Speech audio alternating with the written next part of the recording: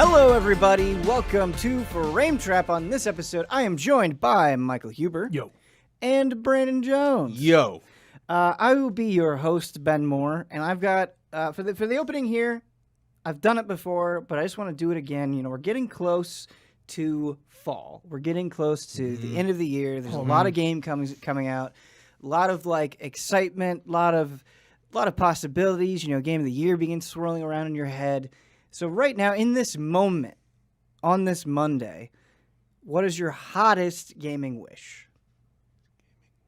My hottest gaming wish. Gaming wish. Oh, well, I feel bad because patrons actually got the story breaking exclusively because Huber yelled at me in the middle of Love and Respect, the exclusive Patreon Love and Respect.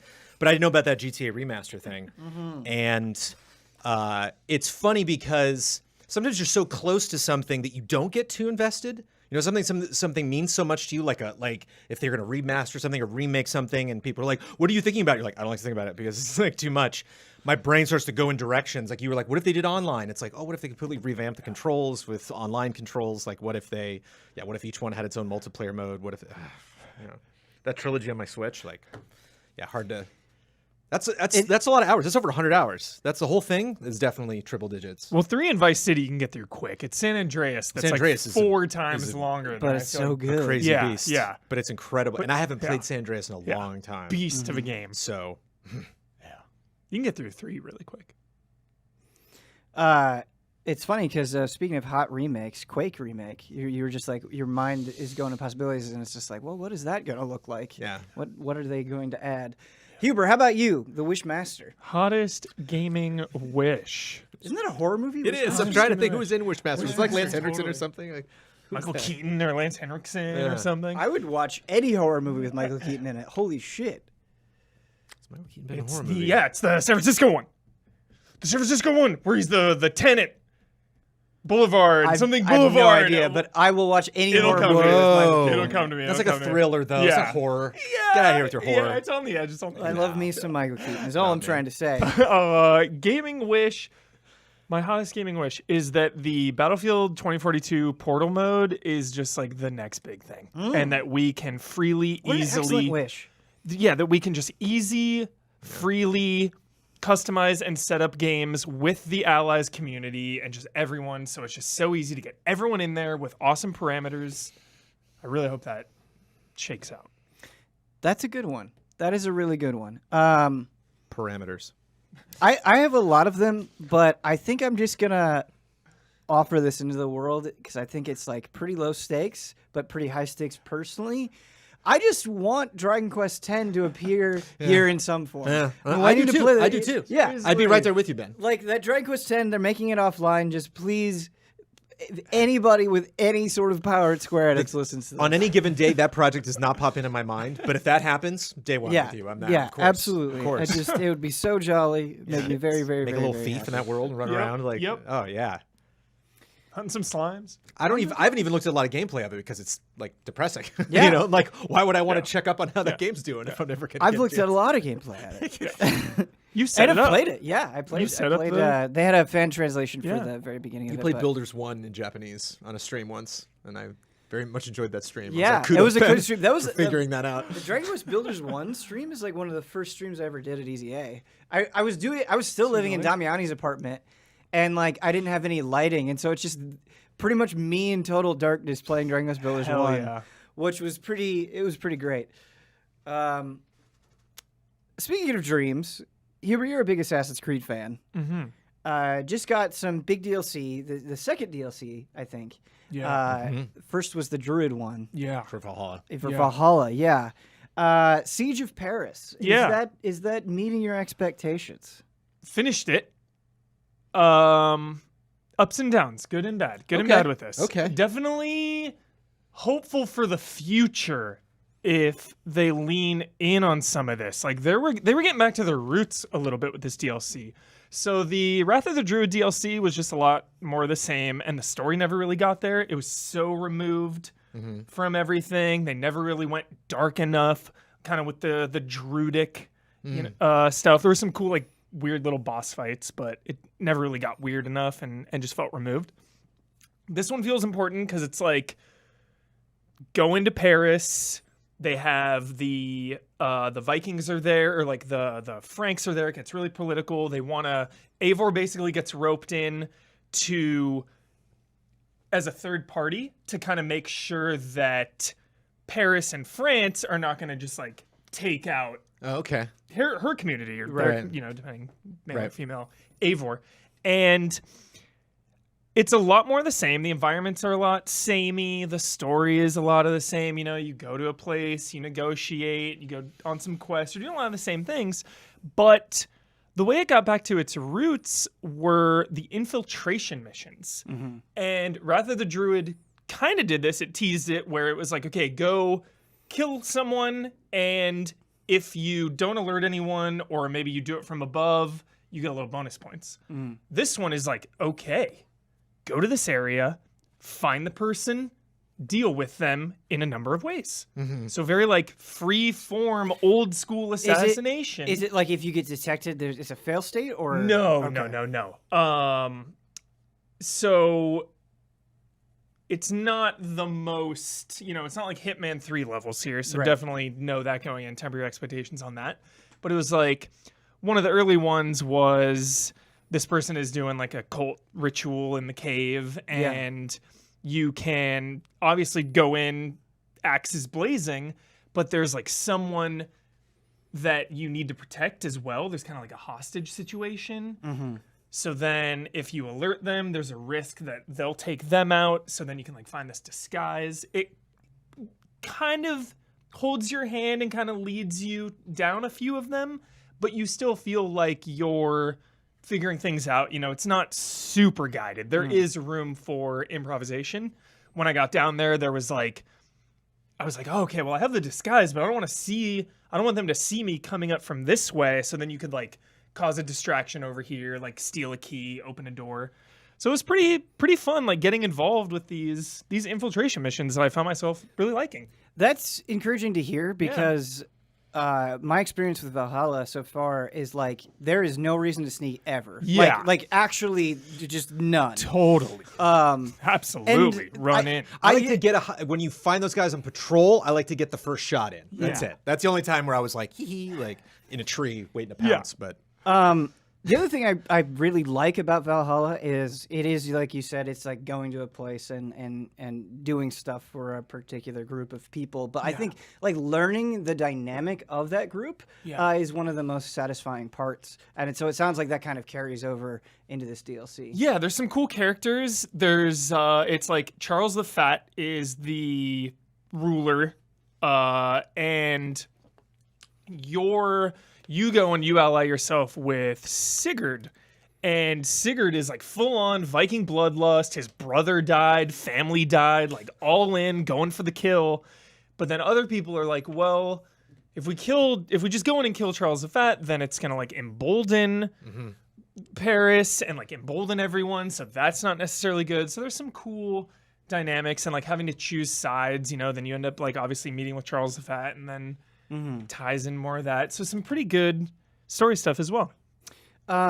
Isn't there a new weapon in this DLC, or is that One-handed swords, which is a weird thing to think was not in Valhalla. How weird is that? yeah, no, I remember that because I just use a great sword and I'm like, why am I carrying a shield around? Shields are cool and like distinctly Viking, but Yeah. I was like, no, I'm gonna clear enemies out Yeah. all around me. One-handed swords, they felt fine. I used them for a second, but then I was just like back to the Back to your RP, the axe. Raven Okay. set, the two. I thought there was- the dad's axe. Yeah. Like, I thought there were Scythe, but maybe I'm thinking of something else. so that's another thing I wanted to bring up. Okay, so this side activity, because each DLC is like kind of a side optional dopamine RPG thing you can hop into.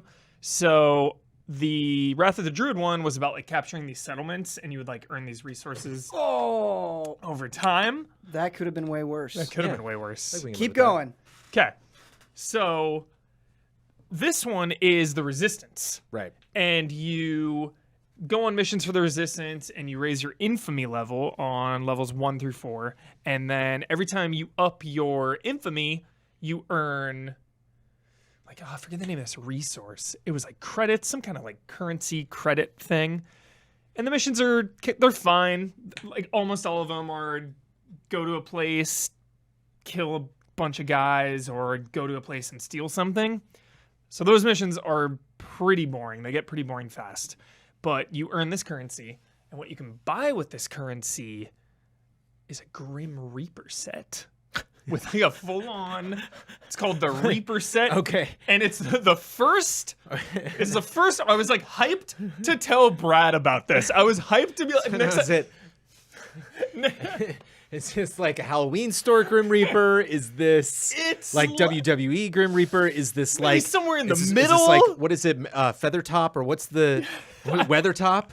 What is it in Lord of the Rings, where like they all circle around Frodo? Yes, that's actually what I they thought kinda of. look like ring ring wraiths? wraiths. Okay. Yeah. Yes, Jones. Great. That was a top. very nice cleanup there, Ben. Thank you. Wiped right away. Because you know He cleaned water. it. You cleaned the in case people were wondering. Yeah, because water, it can get sop in there. Yeah. I spill Right. water on my carpet all the time. I'm just like pop, pop, pop, like Yep. sopping it up. So anyway, the dopamine, you go the resistance missions, you do these boilerplate missions, kill a guy, steal the thing, whatever, earn some money, use the money to buy this Grim Reaper set. Yes. And All some in of one, the- or can you buy each piece? So you have to buy each piece, and then some of the last pieces are only a reward for getting the max, or like each time you level up your infamy. So cool reward, you have the bloodied scythe and the Reaper set. It was one of Yeah. the first cool sets, something cool to work forward to. The missions you can bring your squad in. You get this like new squad that you can spend the money on to level up, which felt really half baked. If they could have massaged this, given this a little more time, I thought it would have been better. There's missions that are like, bring your squad in and earn 200 gold. Go on a solo mission and earn 300 gold. So obviously Right. I'm just going to go on a solo mission. I don't need any backup. The fact that you could spend the money on the squad upgrades was pointless because going on the mission solo was the way to go. Weird. So that whole thing was so boilerplate filler, but the reward was cool. Sorry. It's a long explanation. Oh my God, I'm sorry. No, I mean, beyond, I Almost guess, filling. the cool factor of the scythe, Yeah. like, did it change combat at all? Combat still the same, Sure. attack, some parries, maybe Yeah. do your special moves. Not really. There's a rat mechanic now, very a Plague Tale. There are rats Oh. in some of the dungeons, parry. and you have to like take them out, and they flood back into a grate, and then you'll put a thing over the grate. One of the new special moves was like shoot an arrow at someone, and the rats come and swarm them. That's cool. So overall, nothing really new that you haven't seen in this franchise before, especially for Valhalla. Yeah. But definitely an interesting story, and I was excited for the Back to the Roots infiltration missions. How much time did you put in it? Excluding the grind for the Reaper set was a little bit of a grind. That was definitely like 4 or 5 hours alone. That whole thing, maybe fast traveling kill back, fast travel kill back. I'd say it was like 10 to 20. I can't give you an exact. 10 Okay. to 20 That's total. pretty substantial. Yeah, it's like $25 for this thing. Okay. So it's a pretty substantial DLC. I think it's telling that, one of the complaints coming out of your review for Assassin's Creed Valhalla is that it was just too much, didn't really Yeah. support its length. Yeah. But, having played through the Druid DLC and now the Siege of Paris, Yeah. I feel like there's enough going on that you're still on the hook, which Yeah. is good. The big DLCs for sure. And hopping back in this time makes you realize how much is going on in that game because I Yeah. went back in and it was like Destiny 2 all of a sudden. It was like, this No, person is falling from the sky, like, go on these mastery challenges. Yeah. There's river raids that I barely did. There's there was a festival, everyone was there like burning this thing. a lot of different holidays. And Yeah. a lot of characters from the campaign return and like spend a little time in your camp and then go home. Yeah. And like I remember I think it was over the holidays. I jumped into some of that and was like, wow. I could do all of these Assassin's Creed, but I'll see you later. Yeah. Like I did a little bit of that first festival thing, but it was like that's fun because it's an extremely cozy world, and I'm like I do want to spend more time here. Cozy, it is a fun world to exactly. walk around and gorgeous, Exactly.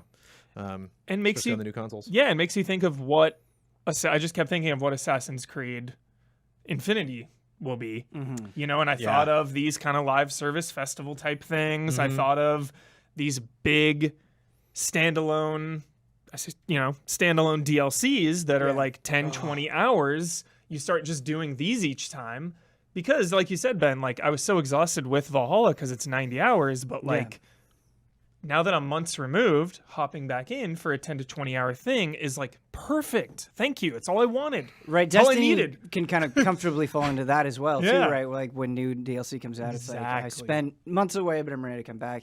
And speaking of Destiny, you kind of mentioned how you were grateful that more old school feeling infiltration missions happened. Yeah. Gets me thinking about like an Assassin's Creed raid, like Yeah. like really like Unity co-op style. let the chains off, because thinking about Destiny, that's always the high point. It's always the thing people Yeah. hammer home about is how creative the mechanics are in Destiny 2 in Oh my regards God. to raids. And so like I imagine like Assassin's Creed Infinity, the best case would be like, okay, I've been playing for a long time, I've got to group up with other people, and we really have to coordinate something. That could be awesome. That would be so awesome, and it would be something new and exciting. I know Right. Unity did co-op, and Yeah. Brotherhood and Revelations or whatever had the weird PvP multiplayer, but like something like that grouping up on a massive stealth mission scale, like Yeah. yes. I just had a crazy thought about Infinity. What if so there's only a couple cities when it first launches, say like London's one of them. Yeah. And so you can modern day walk around London like Watch Dogs, and then you can go into the Animus and then go back to London in a specific time period and then find stuff out and then use those clues to go back to the present to go to that spot, find the thing, and then rinse, repeat. And so they not only add more maps, they add more versions of London. And so I can like Yeah. go to a spot and like bring up a thing that'll be like, here's what it looks like. And you're like, oh, right, this is the building that I was just in. Okay. That's exciting. Yeah, that'd be fun. Because that was my favorite parts of the franchise when they do that, when they specifically are like, look where you're standing. This was a big deal. Yeah. If you're not, obviously if you're underneath the, Eiffel Tower or something, like those are recognizable, but a lot of So cool cool. spots aren't. Totally. Brennan, Huber isn't the only one that's been having Viking adventures. You've been addicted to Valheim. I think that's a fair. No, dude. Yeah. Wow. Have we talked about Valheim on Frame Trap yet? Probably. Because you streamed it a bunch. Yeah, we streamed it a lot. Right, and Isla and Dawn have played a ton. And I remember when I first got onto Steam, Isla had 71 hours. And I was like, I wonder how I'm going to feel after 71 hours. I wonder if I'll get to 71 hours. Not like 130, I think. And Yeah, keep in mind, dude. and keep in mind, a lot of that's sailing, a MMO lot of that's vibes. furnace running, a Yeah. lot of that's just putting charcoal in something while I check my So email. part of it. But let me tell you, at this table, on this show, Yeah. in this company, there have been few games in my life that have bit me this hard. Like this game, this is the only game I've played in like over a week, like at all. Like I haven't, like even like mobile games, I'll forget, like a day will pass and I'm like, I didn't play that yesterday. Whoops. Like, oh, I gotta do But it sounds like my you're getting dailies and whatever. Like some of that satisfaction in Valheim. Woof. No, it is. I'm completely addicted to Are that you in world. our server? Or are you in your own? I'm in your my own thing? little server. Yeah. And I have friends that have not only their own server that they've been playing on, they have their own server that they've been maintaining. Yeah. Because you need to be on a server with the player, and so they created a server. And that was really what did it. Was I saw the three of you and Sophia and other people who jumped in, and I was like, I bet I'd really like that. Any sort of Minecraft variant, it's like, I'm sure I'll probably dig that in some way. Like anything that looks like builders or just has that same kind of flair. Yeah. Getting sticks and stones and Yeah. making things like, oh man. And then my buddies that have this server, I came over and they're like, have you heard about Valheim? I love when I know something and they bring it up. They're like, have you heard about this? I'm like, yes, I'm well versed in this. And by you asking me if I know about it means that you guys have been playing this like crazy, haven't you? Right. And they took me through it and I was like, oh no, okay, I gotta check this out. And I was tempted to just jump onto their server and be like, give me a bunch of stuff and I'll start, with that. But I'm like, I really want to know this grind intimately. Like, I really want to know how hard it is. And the two things that I think are so fascinating about the game that hook me so much is like the restrictions are perfect. Like the how hard it is to get things is just potentially frustrating enough. I had a thing this weekend where I tried to fight the fourth boss in the game and failed so many times spectacularly. And my like attempts to salvage that failure were like enough that like a man was like, "What's wrong?" And I'm like, "I don't know, it's a long story." I'm like, I had to get a boat, and then the boat I got attacked. Never mind. But when I finally did it, it was huge. Like I'd be sitting there sailing over in the waves on my little dinghy because my boat's already there, and they destroyed the teleporter, so I can't get back over there, and just kind of laughing at myself like, this game has me so hard. It's So what, you soloed the fourth boss? You took it out. yes.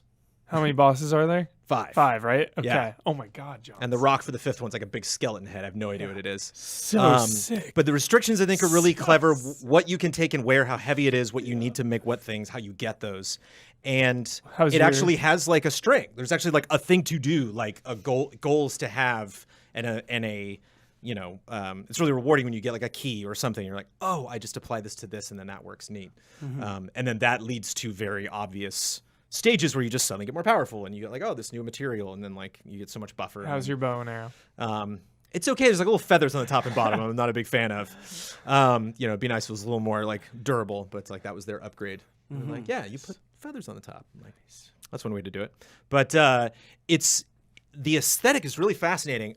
It pummels my PC like nothing I've ever seen before. Like that, I've never heard that fan work as hard as it did, to the point where I just turned everything off. I was like, I think I can still function and know what's going on. And then from that point, I kind of bumped the draw distance up. But like my knees were getting hot. I was like, I can't. This is intense. But just the way they manage pixels, the way it's not like necessarily what I would call like realistic. It's very, you know, early like World of Warcraft vibes, but it's just enough. You know, like it's the world feels it's so immersive. I love the way that they do night. I love how dark everything gets. I love like how scary it gets. Like most of the mood is dour. Like most places in that game, there's like one biome that has like happy music.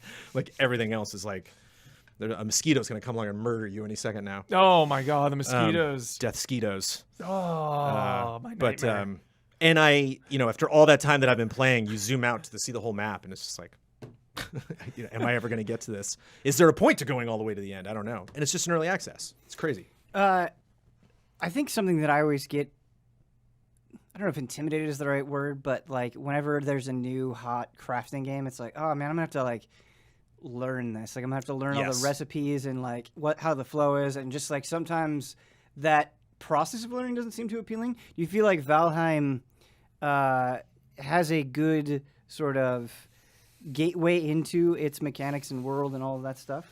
It's pretty straightforward. There's not a lot of fluff. There's not a lot of one thing that Builders does that I think they should do, and I think it's you want to make yourself look fabulous if you're playing like a Dragon Quest game.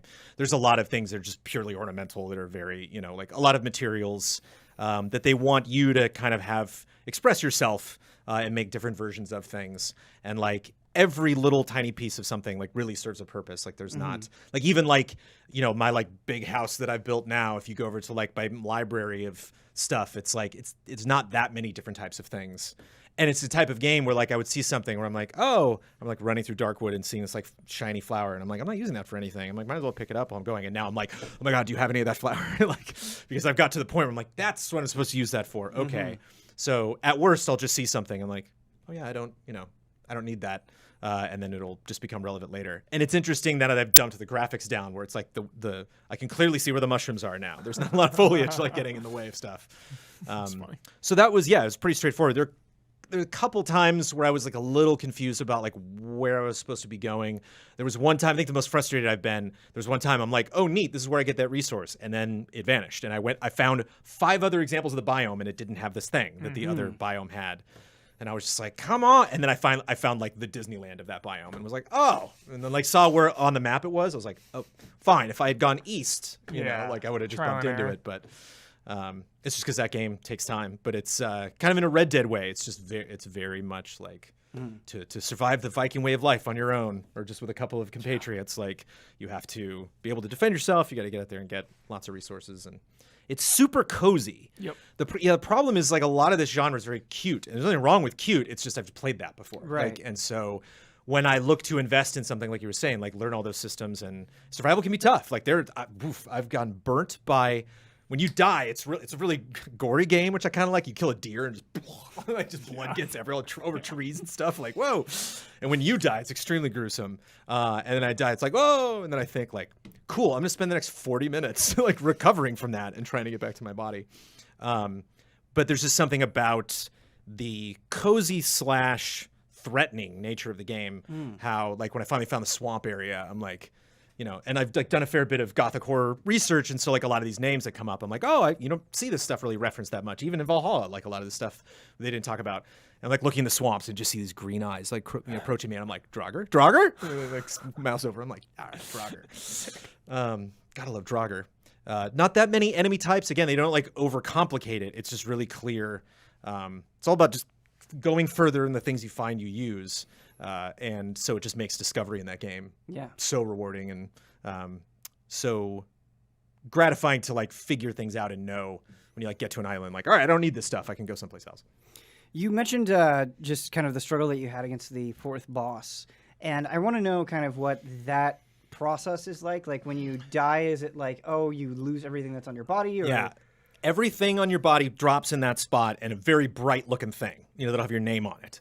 And I don't know how it works with other players. Can I grab your stuff if you die and find you? Yes. Or like maybe you can set rules on your server, like how that works. So it's like, I'll get your stuff. Don't worry about it. And then like, there I was get some it of and that. get out. Yeah. Because there's so many times it's like if I have one more person with me, but at the same time it's scary being by myself, and I like it a lot. And I'm eventually, once I'm all bulked up, because it's still in early access, like there will be a time I'll go over and want to play with other people. And so all you got to do is grab the thing and run. But for example, when I was in the boss fight, the problem that I ran into was frost resistance. I didn't have armor that had frost resistance. I could eat something that gave me frost resistance, but if I died, I dropped it, and there it all goes. So I learned very quickly, like, okay, I should have 2 frost resistance, two or three, just back at the base in case I need those. Around halfway through my playtime, I picked up the idea that I'm like, I need a chest that just has gear ready to go. Because if you I play on the controller, if I click the left thumbstick, it does take all. It just anything that's in this chest or whatever, just give me all of it. As long as I have the inventory space for it. So I die and you don't have any inventory. So I just open up this chest, click, and it immediately puts it even in the spaces that I want it to. And like, okay, I got these 4 items that I just basically need to survive.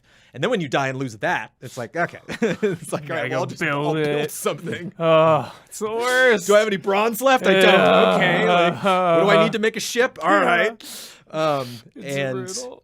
But it's fun, like one of the sets that you get from Trolls, you get this blue set that makes you very sneaky. They literally will say sneaky, the little icon will pop up. And so it's fun to like run past a big troll or some big enemy and just like grab your stuff, take off, lick your wounds, and then like come back in. The final fight when I killed that thing probably took about 35 minutes. Getting to the point from the first time I fought it and died to the point where I would be viable against it took about 4 hours. Because I probably wasn't ready. You know what I mean? Because it's funny. I can scoff at something like Sekiro and be like, this is too hard. And yet like bang my head against this wall. Yeah. And love every minute of it. And so it's a strange form of abuse. That's really interesting. And I imagine once I experience it firsthand, I could totally see myself getting sucked into this as well. Because I love struggling against bosses in like action games and RPGs and MMOs and that sort of thing. But the difference in a lot of those games is you just restart the fight. Like you don't have to like. And in a lot of cases I do. Like I'll have a teleporter close by. That's the thing about that 4th boss. Whenever I'd set up a teleporter, he would find it and destroy it. Find them and destroy it. And so I'd like go back to the spot and be like, where'd he go? And then go back to my base and it's just ash. I just worry that like like dying to the point where it's like, oh man, I need to like completely rebuild my gear or whatever would be too deflating. Sure. But maybe it's not that bad. In playing with a group is nice because it's like because they kind of yeah. I think there and like you were saying, Jones, about just like venturing out. Like the best part about the group was strength in numbers. So we had like all these forward operating bases of just like all set up. So it was like. Because once you go on a huge journey across the ocean for like an hour or whatever, the game's massive. It's like we got to have a nice way to get back to the bases. So you start setting up teleporters and like new bases. And when you realize like, all right, I need to hunker down. Yeah. When you find a spot, you're like, okay, this is where the resources are. All right, where do we want to plant? Like when I think about the place where I live now and where I started, I just like went into a forest and put a little square down and then was like, oh, this little island next to the spot. This is perfect. And I have so many teleporters out now that like I'll go back to old houses and it's just like a ghost town. Like after all the fires have burned out, all the candles have burned out, all the chests have been demolished because I used that wood to build something else. But I still wanted to keep it and like, oh, I don't even have a teleporter to this cabin anymore. Like humble beginnings. Yeah. So that's the thing is it's not just like arbitrary inventory things that I'm losing. It's like every last little thing I worked hard to get, and it's very easy to kind of like build things and protect it. And shout out to just how polished it felt when I played. Crazy for being early access. It just felt you expect it to be jank. I did at least. Just that was on me. Just survival early access game has a I feel like a history of just being a little rough Right. around the edges, you know, getting all the systems in place and everything. Yeah. And it is pretty janky. The combat's like, you know, very. I kind of like finally figured out like the cheese part of it. It's like, hey, just people at home you're playing Valheim, don't block. Don't even waste your time. Yeah, I blocking. never block. It's kind of fun to stun things, but it's just like all you need is a little like dash out of the way and then just run in and hit it, and then you No can just blocking. like yeah. I gotta try this out. I can't. When I started fighting bosses, I was like early access. I'm like this was Yeah. this is way more than I thought. Seriously. When in discovering new areas, I was like, there's a lot more going on here than I thought. So there are 5 bosses right now. How many bosses are they planning to add? I have no. Okay. No clue. I have intentionally not. This is the other thing too that I love about this. I haven't looked up anything. I haven't seen a video, a trailer, Hell yeah. anything. I haven't read in it. There's like one item I'm extremely curious what I do with it, but I don't know. Did your friends that were talking to you about it, did they kind of help you in the beginning phases? Not. or- I mean, I kind of talked to them about stuff that like little things that I thought were interesting, but again, I didn't want them to spoil too much. The main thing that they spoiled is I just saw what they were wearing. I'm like, so like I know I'm not there yet. I think I almost am. But I was just, you start out in rags and they come in like looking like Jon Snow. I'm like, what is the what? Oh. But they killed a lot of wolves. Yeah, taming animals haven't really because why? It seems amusing, but it's like why would I? Yeah. I don't know. Bring him into battle. Speaking of Jon Snow, we were watching Very Game of Thrones vibes. Very.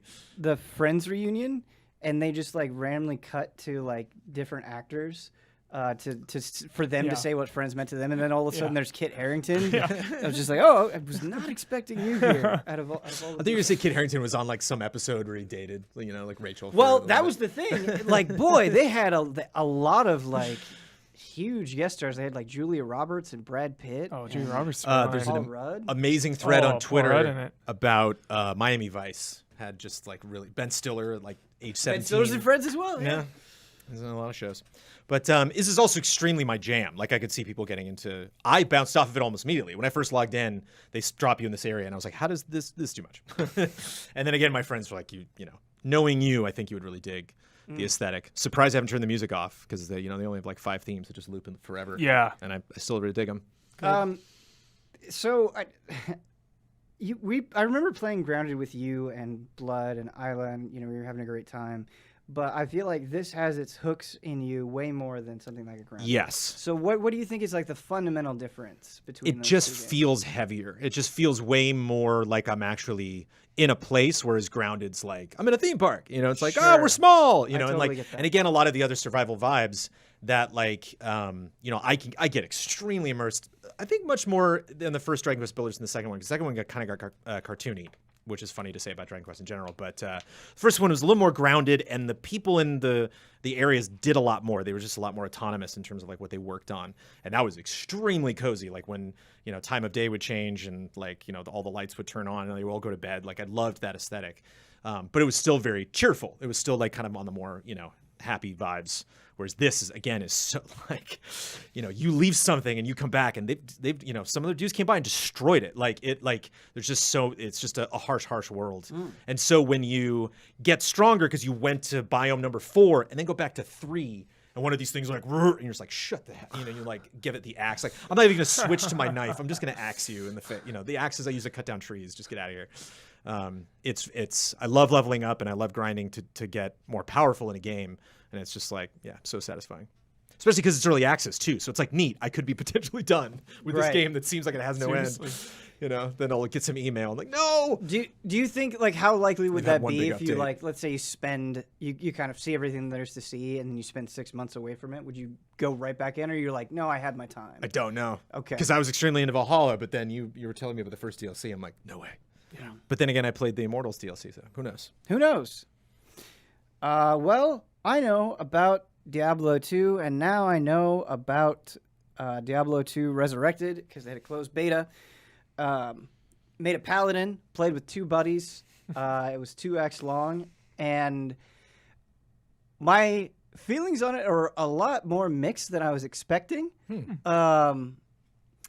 The first, I mean, it's Diablo 2. It's still an extremely well-made game in a lot of ways. There are like some quality of life things that I think would be nice, like just potions automatically going from your inventory into your hotbar once you've used them would be nice. And Vicarious Visions, now Blizzard proper did an incredible job with the graphics. Like I don't think you realize how good it looks until you see it in motion, because I certainly didn't. And like it really enhances places that are otherwise like, kind of drab, because there's procedural generation in Diablo 2, but even just like, like a dark sewers, just the lighting, like the way that like a torch would just create shadow in a way that was like not possible in the original 800 by 600 graphics, which you can switch to at any time, and it's so dramatic, it's insane. But yeah, really the lighting effects in general. Like there's a area where you go and there's just like a burning pentagram on the ground, and you just like you stop and you just stare at it because it's so cool. And that goes for spell effects as well, both what the enemies are doing and what you're doing. There's just so much more pizzazz that like it's worth playing just to see how much love and care they put into the graphics. Like I can't, like the enemies look great, the environments look great, the spell effects look great. Like there really was like just so much effort here that is pretty incredible. They're also redoing the cutscenes, which are great. I think the Diablo 2 opening cinematic is one of the best opening cinematics ever, and so to see that redone was really, really cool. But thing I don't like is when I was playing with friends. So I played with the same two people. We played multiple times together, and it was like so laggy. It was really hurting our experience. And it would be the kind of thing where like you would run and then it would lag, and so your character would teleport back to a previous location. And Diablo 2, the first act, pretty chill. Things definitely ramp up in Act 2, especially as you get closer and closer to Duriel. And so, like, we would be multiple times, both myself and then somebody else would be like, yeah, the lag just killed me. And that sucks. Like, that really takes the fun out of it. And I especially think in something like Diablo, right? Like, Hubert, you and Damiani and myself streamed Diablo 3 not that long ago, and I think just to have that flow, that like constant, like, okay, let's go. That kind of momentum is really important to action RPGs, and that not happening here due to the lag is really disappointing. I don't know, like I didn't thoroughly test the lag, so I don't know if it was just something on my end, but I hope that is not a problem at release as well. Also, the loot being free for all was fantastic and hilarious. Like, you really gotta coordinate with your team, and like there'd definitely be times where it's like, oh, I was gonna get that, you got it, that's okay. But I also think it's nice, like especially in comparison to Diablo 3, and I've talked about this plenty of times, is it's nice that like I appreciate when a game is willing to push you to understand its mechanics and like really think about things like when you select normal right away. And like Diablo 3 just doesn't. Like if you play Diablo 3 on normal, you could fall asleep and beat it. Whereas Diablo 2, Act 2, like you really have to be on top of things. The enemies have so many things that they can do to you that are really dangerous. They have lifesteal, they have mana steal. The environment is just as much of an enemy, like the maggot lair. I was going along, I was with my friend, and like I couldn't, if he was in front of me, I couldn't attack because that's how little space you have in the maggot lair. Like one person can get through here. But then he was like, oh, I'm a barbarian, I can leap over the enemy and then we can both attack them. And so just, I think environmental and mechanical things like that are really fun to figure out, and they just don't happen in the same way in like Diablo 3, for example. And so I appreciate that challenge for sure. Is this closed beta? So this was a closed beta. They had a technical alpha, which I didn't get in, and then they had a closed beta, and then this coming week, right, this week, they're having an open beta. Got it. Everybody will be able to play. And it's not only on PC, but it's also on consoles. And something that I didn't get accomplished that I really want to try, and I'll probably try it during the open beta, is controller support. Because that is a big thing. I got on that our platform. downloaded on my PlayStation 5. Yeah, I'm really curious. I just popped in for a half a second. Yeah, just to look at it because, yeah, it's one thing when a game gets remastered and you see the jump from the old version to the new version. It's like, nice, they made that thing better. It's like, wow, there was I wouldn't have thought to put all that stuff there, Yeah. And yeah, it's really neat to see. It's one of those instances where you see developers really having fun. Yeah. You can see it right in the work they're doing. Yeah, it's a game that I think is just so fascinating that I think everybody should give Diablo 2 a chance if you can. And I really love that they include, because I think a lot of people are going to be playing this that have never touched Diablo 2 before, and the fact that you can just like see what the old game is like, even on console, I think is really, really cool. Yeah, I'm curious what the community will be like around this, and like if it will have any like staying power, I guess. I'm not sure on that, or if like it'll just be kind of a nostalgia thing for a lot of people, or like a brush up history thing for a lot of people. I'm not really sure what the perception of it is going to be just as a game. But man, there's something about, like, I can't tell you how many times I've cleared the Den of Evil in my life. Like, it's just like I don't know what that number is, and I think there's kind of an innate fun in Diablo that I'm not really sick of it. Like, it's not as magical, I think, as it was the very first time, but it's still, that game still definitely has a pull to it. And like, I forgot how much I enjoyed the lore in Diablo 2 as well. Like, it's not too extravagant, but it is pretty cool, learning about all the different factions that are involved and all of the evils and just their history and relationship with each other, and the voiceover. I mean, for being like so old, right? Like, the voiceover is just killer on so many of the characters. Like, Marius is great. Deckard Cain is, of course, classic. You know, a lot of that stuff really holds up, and so it's nice now that the graphics can kind of meet that standard. So I think the only thing that's kind of disappointing is, you know, we're pretty close to release with the beta, and all the classes are open except Assassin and Necromancer. So it's like, why is that not? And I really am worried about the lag. Like, I definitely think that is something where there's going to be a ton of people playing Diablo 2 opening weekend, and like, if they're having lag problems, that's going to be a shit show. Yeah. That's not good. Yeah.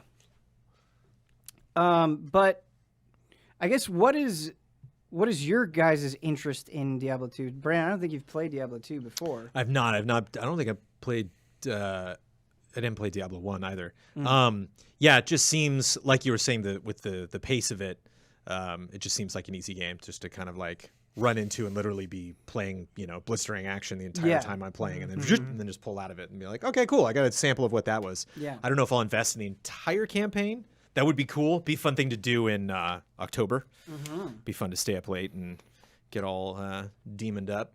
But yeah, it was my Pop-Tart, my chosen game of the podcast, if you will. Yeah. And it was just because it was stuff comes to mind like Monkey Island and specifically like remakes that have, you know, honored what the original looked like as well, and so you can see the gap. And I'm such a sucker for stuff like that. And it's just such an easily accessible game.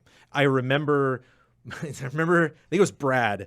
I remember talking about Skylanders, and Brad was like, "Why are you playing Skylanders?" Or somebody near Brad asked why I was playing Skylanders. I was playing like Trap Team a bunch or something, and I'm like, "Oh well, you know, it's just kind of fun to just turn your brain off and just run around and destroy stuff." He's like, "Then play Diablo, man." And I was like, "It's a good point. Yeah, it's a touche." That's funny. So here we go. I'm gonna get in. And you talk about the characters. That, you know, it can be fun to dive in that story. I've listened to the soundtrack of Diablo 2 many times. Yeah. The thing about Diablo 2's story, I love the score just to listen to, is you really need to know what happened in Diablo 1 to get the most out of it. I'm familiar with the end of Diablo 1. I know then I know the you big. Are yes, all I know set. that. Yeah. You are all set. The other thing that was really nice is, you know, again, just to go back to the graphics, is you can zoom in now, and there would be moments where I'd just be like, this looks awesome. I just want to get like a closer look. And I feel like ARPGs are so much like go, go, go, kill, kill, kill, that I think it was really telling to fight against that treadmill that your brain can get on and be like, no, actually, wait, I want to stop and I want to like look really closely here.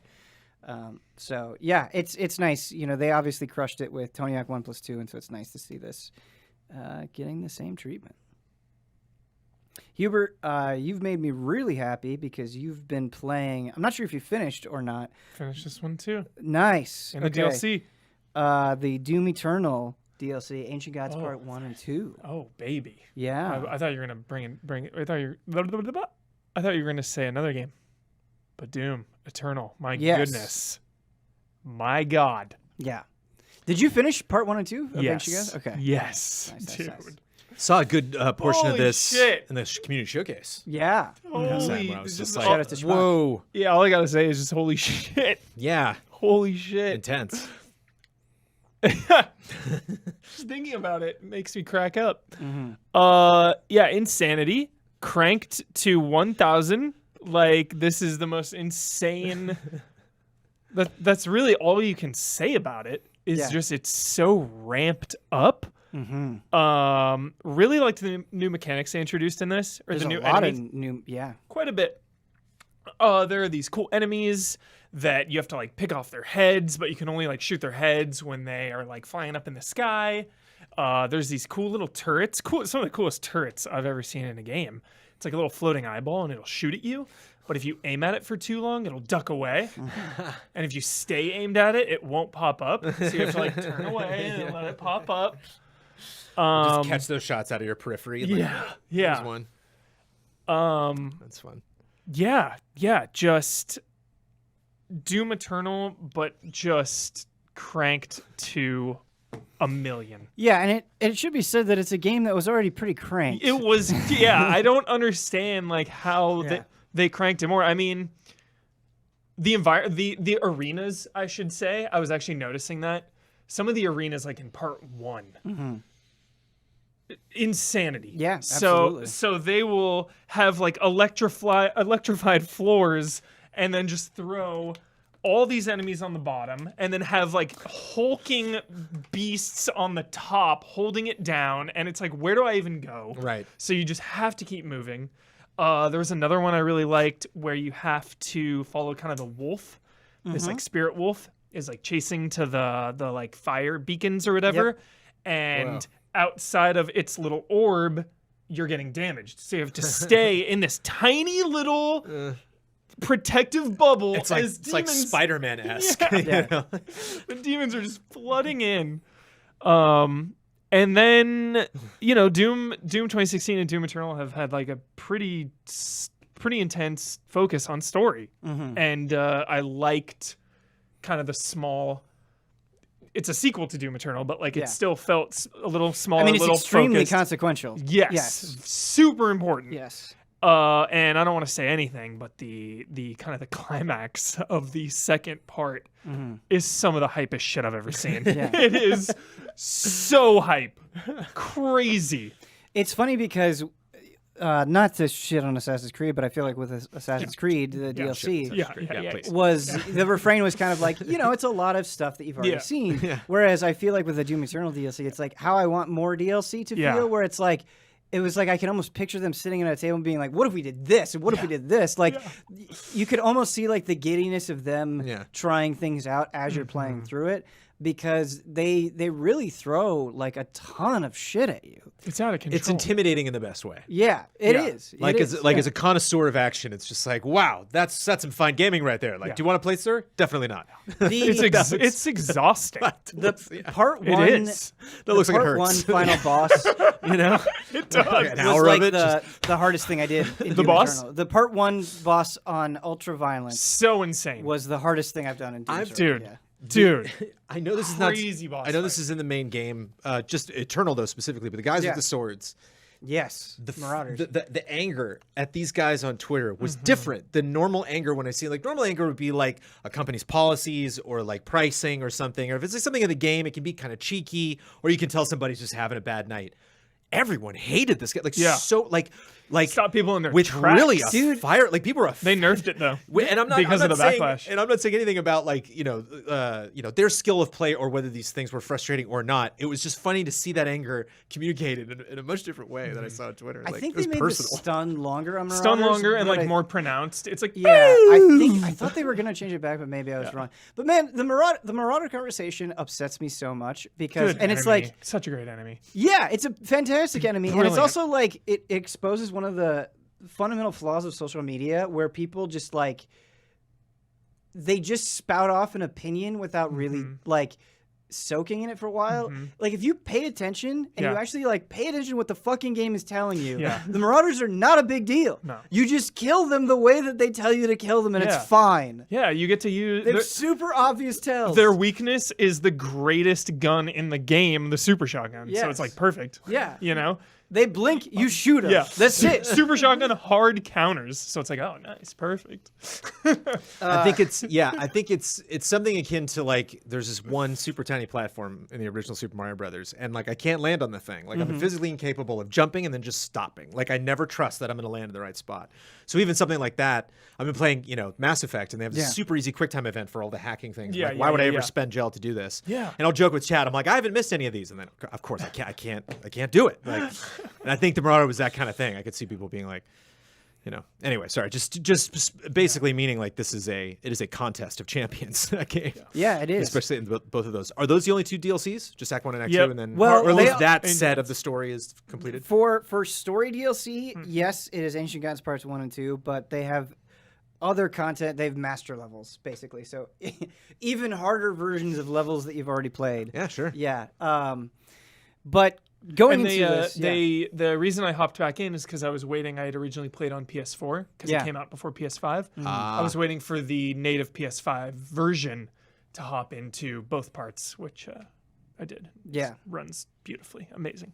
I like both parts of the DLC. I remember part 1 being like way more grueling. It was those environments. It was the yeah. it was the arenas because you told me that, so I was looking out for it. I was analyzing. I was like, dude, the environments in part 1 are restrained, and the best defense in Doom is to keep moving. Yes, So it absolutely. really challenges you to keep moving, to keep picking them off.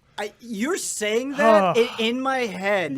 There's a sound effect soundtrack playing where the dash on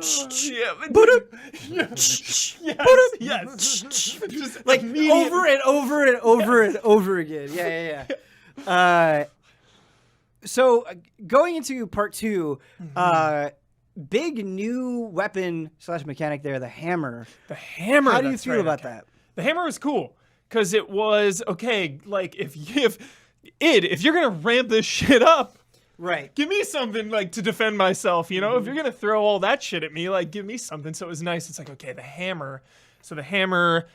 If you combo it with other weapons and items, you can like basically double your resources in a way. Nice. Not like double, but you get more. So if you Which is one of my favorite things about the original Doom Yeah. 2016. Yeah. yeah, if you like flame them or whatever, and then you get a bunch of armor while they're on fire. If you then use your hammer, a bunch of armor comes out. So things like that. Really liked it. Just another tool for the kit. Using it with the chainsaw and the guns, just everything. I just thought it was integrated so seamlessly and like a really cool mechanic at the end. You know what I Yeah. mean? If it was throughout all of Doom, I think it would have been too much. Yeah. But right at the end to have some kind of mechanic that no. added an extra layer, added another step was cool. Yeah, it was interesting because Hugo Martin was like, we wanted Ancient Guards Part 2 to kind of feel like a victory lap. And I totally get that sensation. It does come across that way, both in terms of the gameplay and the storytelling that they're trying to do. And it's so sick in Ancient Gods Part 2 where you're going in and you see like this war raging around you. It's a crazy. fantastic spectacle. But it was weird, like doing Ancient Gods Part 1 and then Part 2, because I felt like my skills got so refined in Part 1 where like it was like I got sharpened but didn't quite have enough to cut. You know what I mean? Sure. And so that was a little bit strange. And so I wonder if like more of a ramp up would have been appropriate. I don't know. But the question to you, Huber, is by the end of Ancient Gods Part 2, there are so many tools in your toolkit that I'm not even sure if I can name them all. 'cause Same. you've I was got- trying to think, and you reminded me of the hammer. Thank you. For Yeah, that, so you've 'cause that was got a big one. You've got the hammer, you've got the sword, you've got the chainsaw, you've got glory kills, you got different types of grenades, you've got multiple weapon attachments for every attachment. Do you think like it's too much now, or do you think that they dole it out in such a way where it all kind of naturally builds on top of each other? I think it's if you begin Doom Eternal and you go all the way through and into all the DLCs, I think nearly perfect. I think Okay. it's so excellent the way they do it all.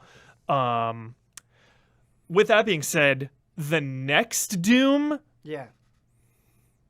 I don't know what it looks like. I'm hoping they go Doom 3 style, maybe scale it back a little more horror style or something, because I feel like it's been cranked, it's been ramped to the maximum, Yeah. to the max, Yeah. because it is still very much a math and a science and a rhythm of this weapon, this enemy, this weapon, this enemy, dash, dash, run, run, you know, it is, you're loading up moves in your brain for, Yeah. you know, so yeah, I just think any more now, it's like Jenga, you know? It's like we're reached all the way to the top here. Hey, Right. If they can Seeing Doom collapse like a Jenga tower would be a spectacle in and of itself. yeah, if they can crank it even more, then shout out. Wow, but Yeah, I'm kind of with you. I don't think they need to crank any more mechanically, but I think something that they have done is they've made a shooter that is so much fun to learn and like so white knuckle in its intensity that it's really a blast, and it's super distinct. But yeah, I don't know if they can cram any more mechanics onto it, but I also want more. Yeah. And so I wonder if like they could do maybe some interesting mix of PvP or PvE, or like maybe throw in some like roguelike progression. Yeah.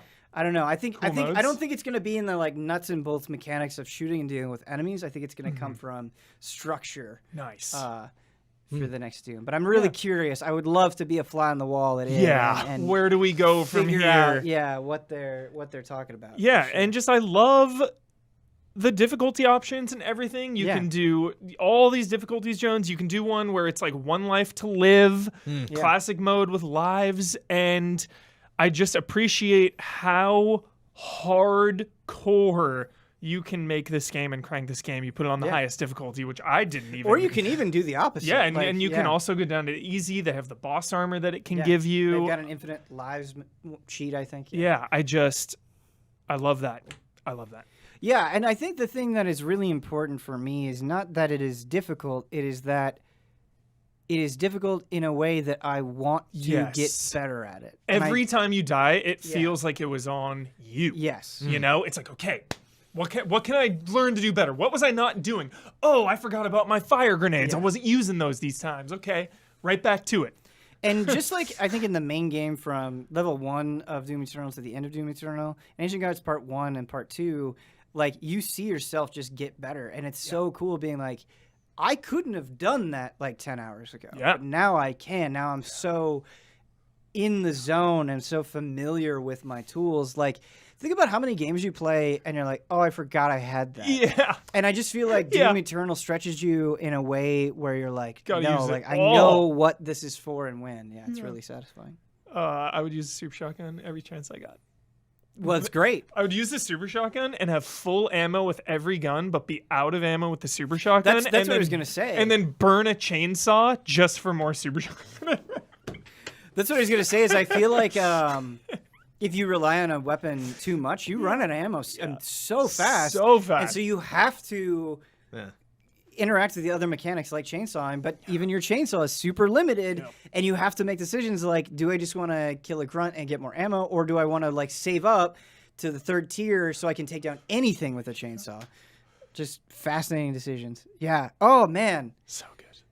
Shout out. Don't skip it. I want more fucking Doom. Don't skip it. So badly. But Doom is hot and heavy, just like the sizzle. And on today's sizzle, I thought I had 2 super huge movie appreciators Nice. with me, and so I wanna ask you, what is the worst movie you've seen in 2021? In 2021. Doesn't have to be a 2021 movie, Ah. but what is the worst movie you've seen this year? Oh, man. Man. Things are so bleak. I don't know if I waste my time with bad films. I got Not That's now. a good statement. Not now. I gotta look up the name of it really quick. I've been watching this Yeah. on TV. But I've That's got the it. thing. I haven't seen. Okay, while you're looking it up, I've got a couple I can shoot off. Wonder Woman 1984 was like. Was that this year? Yeah. That was Christmas, That was. Oh, Yeah. was it Christmas? Yeah. Okay, It's bad. it's still really bad. Yeah, yeah. There was another one. Fuck, what was I gonna? Offensive. There's bad. That Yeah. was a little. I was It offended was a little so bit. bad That that like movie. I like sat in the badness There for were a some while. But there were some script Pedro decisions, you're like, Pascal's oh yeah. chewing the scenery. Yeah. Yes, him chewing the scene It- is great, but his character's so dumb. It got me so hyped up. I was laughing hysterically because of his performance, dude. It was so great. I hate that movie. Yeah. No, there was another movie That's a that I bummer. saw that was really bad. And it's funny because Suicide Squad, all the advertising on HBO is like, dive into the universe. It's like, dive in. How dare you. Oh, There are very select spots Yeah, you can navigate dive that in. universe. Don't tell me to get lost in that thing. Yeah. Spiral from the Book of Saw was the other one I was going to say. Oh. And it's a very different no. I was bad. curious about that. Yeah, it's a very different bad than Wonder Woman 1984, where for me, Wonder Woman 1984 was just a train wreck the entire time, and like I was bewildered at how bad it was. Yeah, it was crazy bad. Spiral was like, it had me feeling really hopeful, and I thought Chris Rock did such an amazing job, and he was such a fascinating character, and it hooked me. I felt like a fish hook going in my mouth, and I was being reeled in, and then it just shits the bed with the blandest, most boring, most predictable twist that was set up in the most obvious way, and it's just like, oh, like instead of like really doing something here, you're just another fucking Saw movie. And I've seen all of them, Yeah. and you're just falling on the same old tired bullshit yet again, and like leaving the theater pissed. And it was like, you could have been good. You had the potential. Yeah. Mine was Locked Down. It I don't premiered even in know what this it premiered in January on HBO Max. It was like one of the very first HBO Max things with Anne Hathaway and Doctor Strange's rival, not Mads, but his partner turned rival, Mordo, maybe. I know the character that you're, Yeah. yeah. He They- turns on the order, yeah. The premise, the reason I watched it because I thought the premise was cool. It was like during quarantine, they like try to pull a heist or whatever, and it was just stupid. It was so bad. It was so boring. Characters were lame. Acting was bad. Everything was bad. Everything was just bad, boring, bland, blah movie. Just blah. I don't know what it is, but because it doesn't make any sense. Because a game usually takes so much longer than a movie, but when I watch a bad movie, I'm like more upset than when I play a bad game. Yeah.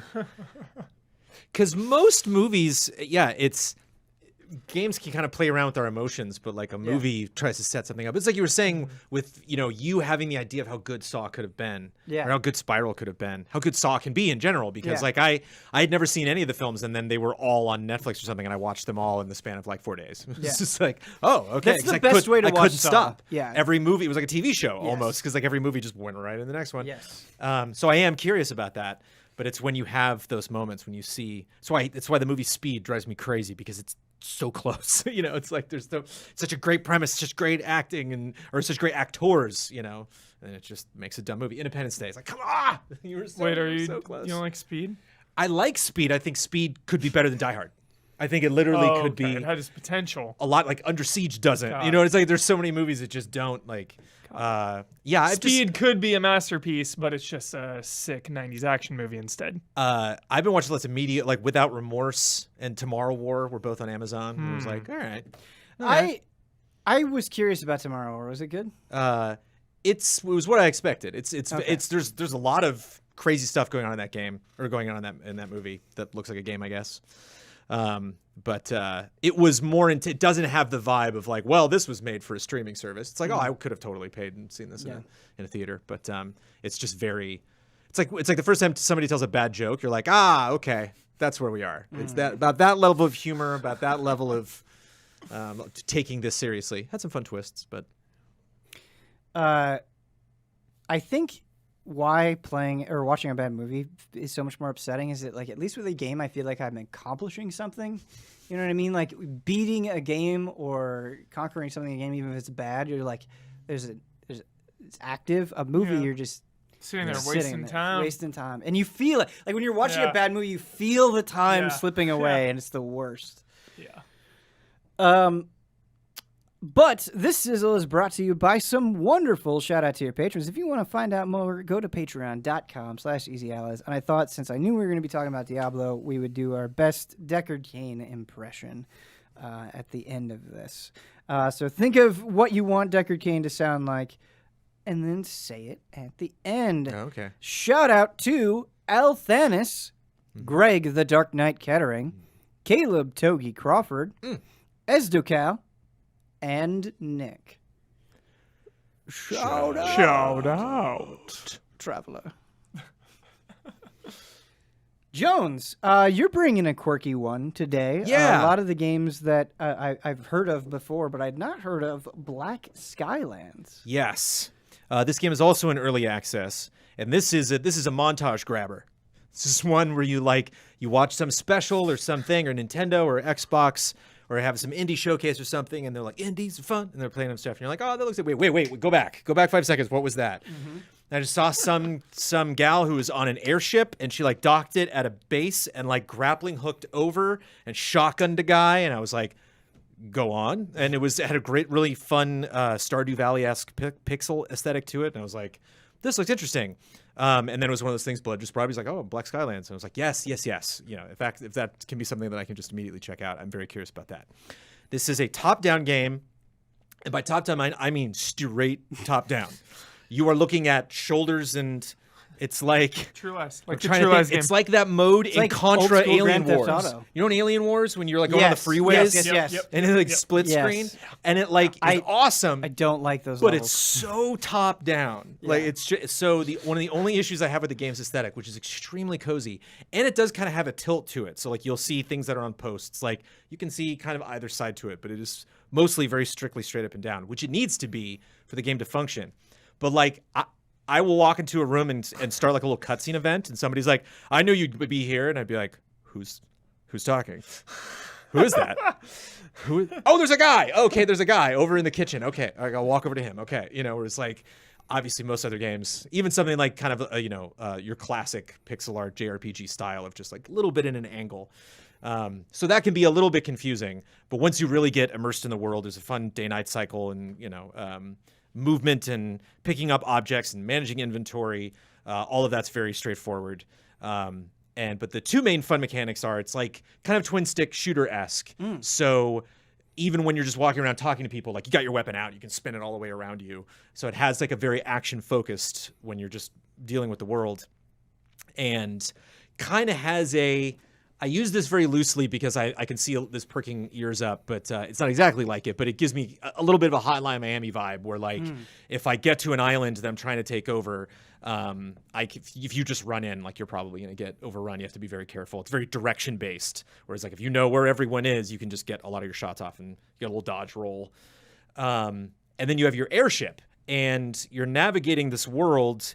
And it does, which I didn't talk about with Valheim, and Valhalla did the same thing. It's like my open Ghost of Tsushima, man. Anytime a map is like, whoa, the more you explore, the more the map draws in. It's like, damn it. And so like I immediately go out in this world, and it's like it will do that in a very satisfying Symphony of the Night, Shovel Knight, not Shovel Knight, SteamWorld Dig kind of way, where like there are very clear blocks that are like boop, that you're like, going on the map. So it's like, well, there's nothing over here, but I got to fill in the blocks. Yeah. So I'm just flying around, and then you have this grappling hook, which is so crazy intuitive, works the same way as your gun. You just blast it anywhere and you zip over. You can use it to pull things. You can use it even just when you're like navigating around town. So it's just a very quick game to zip through, and it has when you talk to people, it brings up their character options. Like there's a lot of dialogue, a lot of story. The story gets off and running really quick, like a big threat comes in, and so you have to go out and recruit people and fight off pirates. And it just was fun because it's a game that I looked at and was like, oh, I think I have an idea of what it's like to play that game and the quality level of that game. And it was pretty on the mark. I was yeah, they did a good job. And shout out to Black Skylands, because I played Black Skylands and then played a ton of Valheim, and then this weekend played more Black Skylands because Frame Trap was coming up. And in the block where I just played a lot of Valheim, it was updating constantly. Like they were getting lots of little tiny updates. And it's the kind of game where like you bring up the options and it's like very clearly right there. They're like, tell us, what do you think about the game? There's a cute message like when I brought up the game again this time. It had this like old man with like a shovel, and it was like, we're working really hard on the game. If you could tell us, we're really proud it's in early access, and thank the community and everybody for checking it out. And so a very accessible game, and very, again, if you are kind of into action, but you really loved, specifically that slightly taller person Stardew Valley aesthetic, with just, kind of like the campfires and the torches and fireplaces and stuff. Sure. That with airships. And the top-down you really need because of the airship combat. And they do, even though it is kind of sometimes flat in the case of like trying to find characters and stuff, when you get out into the skies and you see like birds flying closer to the screen or way below you, or you see like really cool stuff in the background, really cool scrolling environments and stuff. It's pretty. So did you play through all of this? It's just early access. Okay, it's so just the early. How much of this? I don't think I've gotten to the end of it, but I wasn't. Okay. Yeah, it was something that I was like, I will definitely dive back into this because you have to. It's kind of like Valheim, where like there's a lot of, when I opened up inventory and saw like all the different, dynamite and makes there's a lot of little tiny things to learn. It's the type of game where I could see myself getting halfway through it and then realize there were 500 tools I could have been using that would have made stuff way easier. Yeah. I'd like talk to people and they're like, "Oh yeah, have you done this with the airships?" I'm like, "Who? Where? Well, I didn't know you could upgrade." Damn, I would just find the easy way out every time. I was going to ask about like airship upgrades and how much customization you have. Yes, there. Okay. just tons of that all over the place. Like kind of Sea of Thieves-esque, where you can put different guns on, either side, and all of it is constructing. So all of these are supplies that I went out and found and then brought back to the base. And they have a Resident Evil inventory system, so you just dump it into the box, and then you can pick that up wherever you are. Nice. And it's all right there. So like it was neat jumping into the game and then seeing the map, and the game's kind of like, okay, here's this really important story sequence, and then okay, go. Like you can go back to this main area if you want to do more introductory story quests, or you can just hit every single island in the entire, that's on the map right now. And from what I can see of, I'm just like beating up pirates and stopping like little village tribal wars and stuff. Where it's like you just look at the game on Steam and there's this like giant pink, Cthulhu coming out of a cloud or something. So it's like it looks like there's more, crazy stuff to do. Are you always playing as the same character? I think so far, yeah. Okay. Just this one, destined to be pilot, and she's like very much in as part of their marketing. Sure. Very gracious fall, because you imagine that's something that you would want to be scary, where you like see your character like, no, like just because there are many, many, many ledges. The entire game is in the air. But they have a thing where like you can still see your marker, and then as long as you can get near any surface and shoot your grappling hook at it, they'll be like, oh, you saved yourself right at the last second. But like your health will drop like the farther you fall down. So yeah, you still get that like when you first like slip off of something, but you can like correct it. Blood does a really good job of this as well, but I love getting on Frame Trap, and it's like this game probably isn't getting like hardly any attention anywhere else, and it's so nice when you guys can bring something that just sounds cool that probably not a lot of people have heard of, and just shine a little light on it. So you talked about the airship combat and kind of the ground combat. Do you feel like there's enough variety in the enemies and the mechanics that stayed fresh for you, or do you kind of feel like you're doing the same thing over and over? There's still I was sated enough on what I played. Like I definitely stopped at a point, not because like I ran out of time, but I was like, got it. I feel like enough about this game, and that I can explain it to other people or figure out what I like about it. And like I think if they get out of early access and have the full version one day, it's kind of where I'm at with Temtem. It's like, just let me know when you're done, and then I'll invest that much into that Pokemon world. Every now and then it comes up, and I'm like, yeah, I did. I put a fair amount of time into Temtem. Maybe go back to that someday. But like I said, it just it's fun to like land on an island and you can kind of see like, okay, I think this will be an enemy base, but I can only see so much of the screen, so I don't want to like just go running in, and then get crowded, and so it's kind of fun to strategize in that way. So that keeps it fresh, like just not knowing, kind of the same way of Valheim, of just like what's on top of this mountain, what's in this forest. For sure. Hubert, this was one that surprised me because I know like you've been big into Mass Effect. I know you've been playing Final Fantasy 14, and I was like, what do you want to bring to Frame Trap? And you were like, origami. Proud of you. Origami. And I was Yeah. like, Yes. and Best that's game. Yeah, that was one Brad talked about a very long time ago, and I'm glad you mentioned it because I had forgotten that it exists, and it's still something that I want to play through. But what prompted this? The sequel is like weeks away. Oh, gotcha. So Yeah. that got on your radar. And it's looking really nice. Nice. Always wanted to play Origami when it came out. Just missed it. Yep. The game came out in 2016, and then they came out with a DLC all the way in 2018. And then 2020, I think, was a Switch version. So it's like just getting re-released and stuff. I heard I was just reading about it after I finished. I guess a lot of people said that it originally didn't run as well. Now it like took a couple years for it to get like fully optimized. I think kind of when that DLC came out, they had like a new edition of the game that was better. But in it, you are an Origami, a spirit of vengeance, and it is like a ninja stealth game. It's got like cel shady looking graphics and indie game, pretty small scale, pretty chill, the original, and you're a spirit of darkness, so it's a stealth game, and you're fighting against the army of light, and they can like use their swords and like shoot a lightning beam at you, and you're just instantly dead. Like one shot, you're dead. There's no combat. There's just stealth kills. Nice. So you gotta stay hidden. The best mechanic, the main mechanic, is this like shadow dash thing, and you hold R1, you kind of aim where you want to do, and then you leap into the shadows, but it's got to be a shadowy area. There's another mechanic, R2, where you can put a shadow anywhere, but it like burns your meter. So you can like put it on a light area, dash there, and then like get away, So it's like chaining all that together.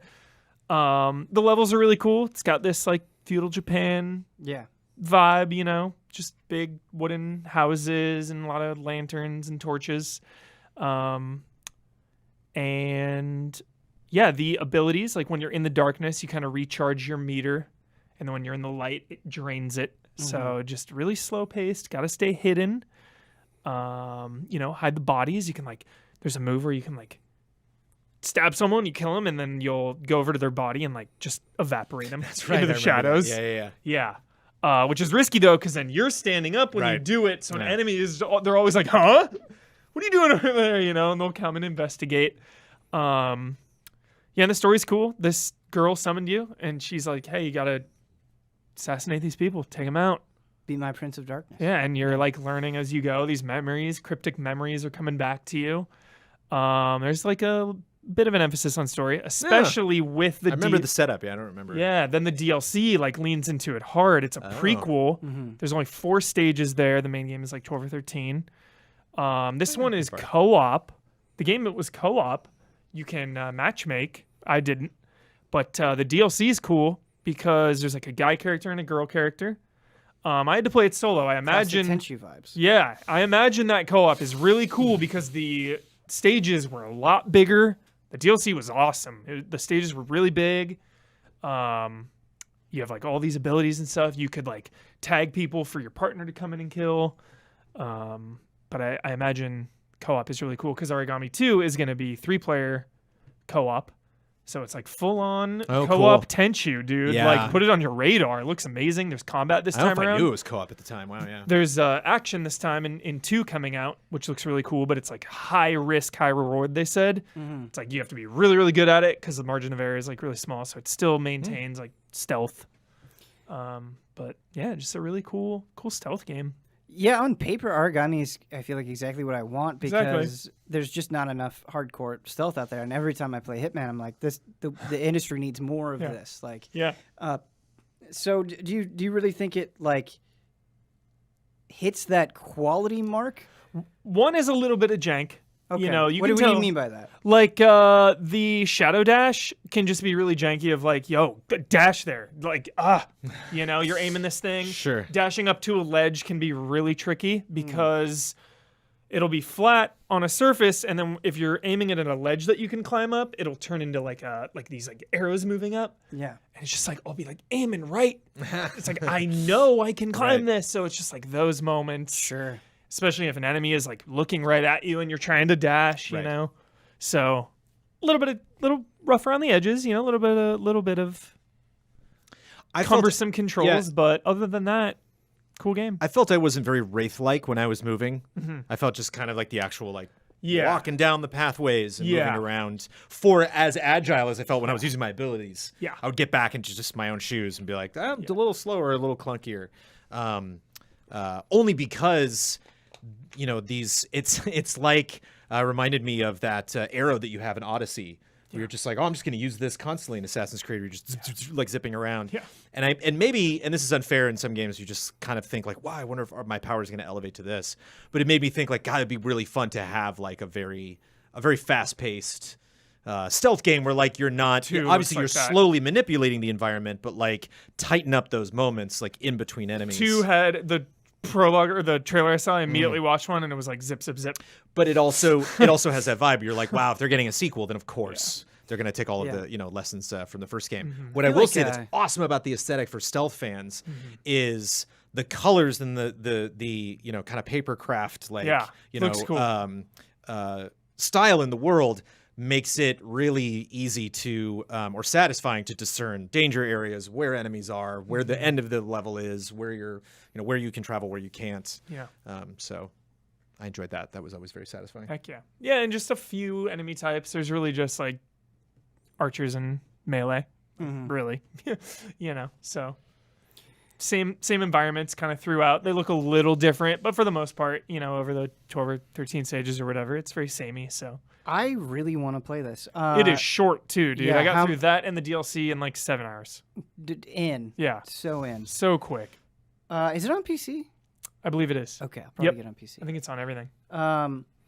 Big thing, a very fundamental thing with stealth games is just like how you can tell whether or not enemies can see you. So like, are there like vision cones? Are there like just an in-game central marker and marker above their head? What is it? The question mark, and then you can crouch. So you're holding crouch, and then you're in the shadow as well. Okay. Reduces your visibility. So that's kind of the main thing. It's on you to just stick to the shadows. An enemy, if they see you, they'll have a question mark, and then it'll be like the yellow one, or they're noticing, and then that starts filling up red. Gotcha. Like, I've got you. Then you still have like a second though, because if they're red, they're like, oh shit, and they'll immediately go for the horn, like, yo. But if you can get them before they sound the horn, that can be those moments are so satisfying. Yes. Zipping over to someone, stabbing them, hiding the body.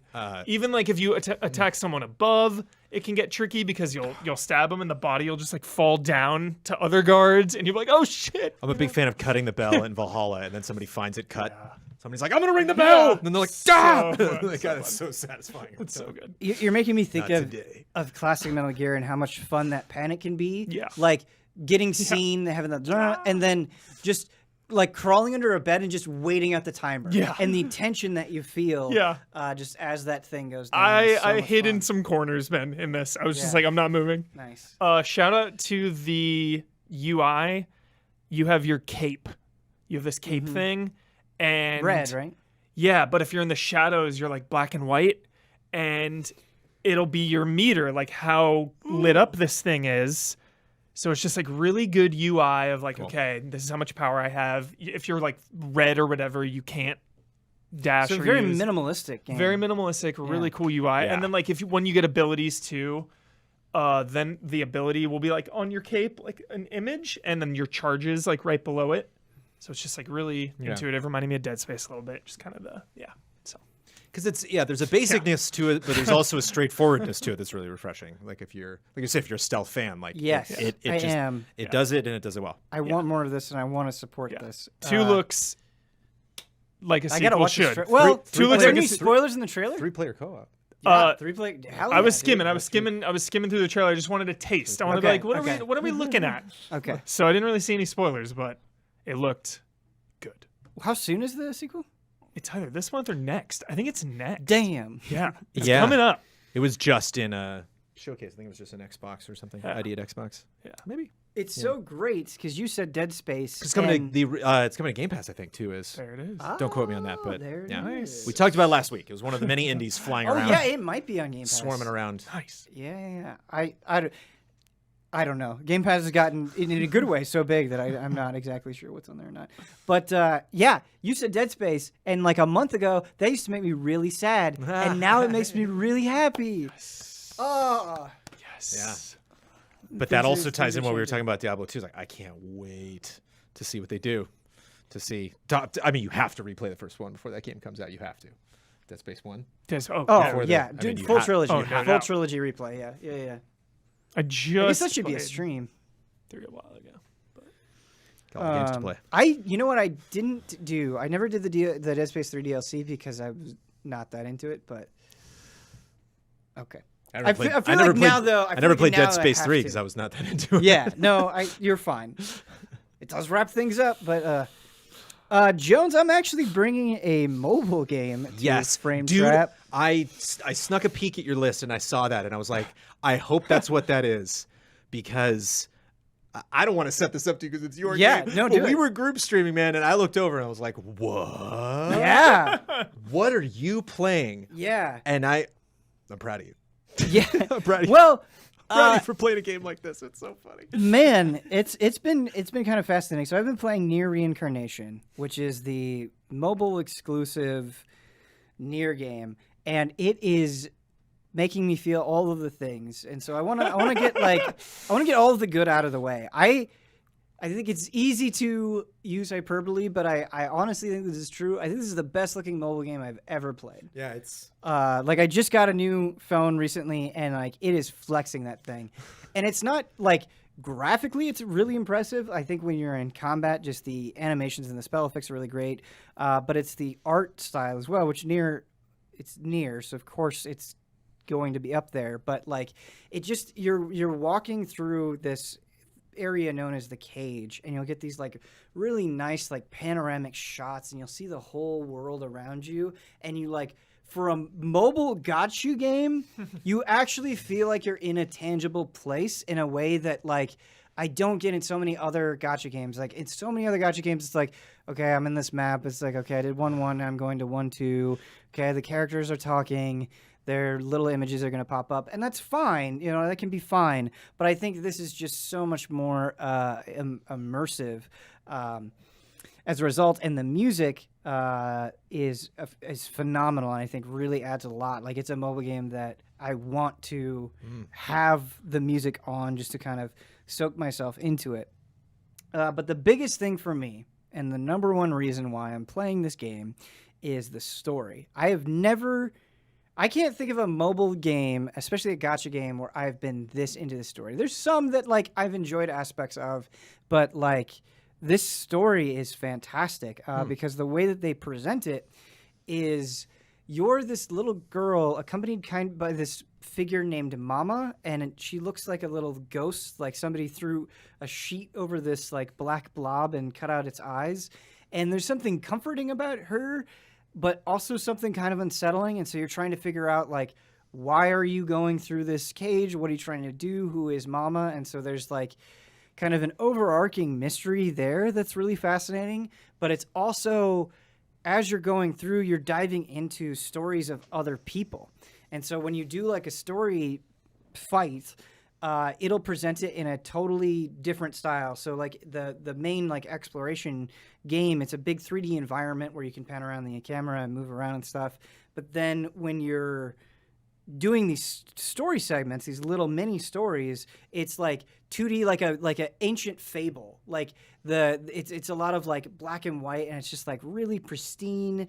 And those little stories that you learn about, and it's people that you can recruit into your party and stuff, are extremely emotional. Like you'll finish like a part of the story and you're like, I want to see how this is going to happen. And almost all of them so far have had like a really strong emotional climax. And sometimes it's a tragedy and sometimes things kind of work out. But it's really going for it in terms of the story, which I love. If I'm in the drive-through Jack in the Box, yeah, and like somebody's like, and then my brother did, I'm like, hold on a second.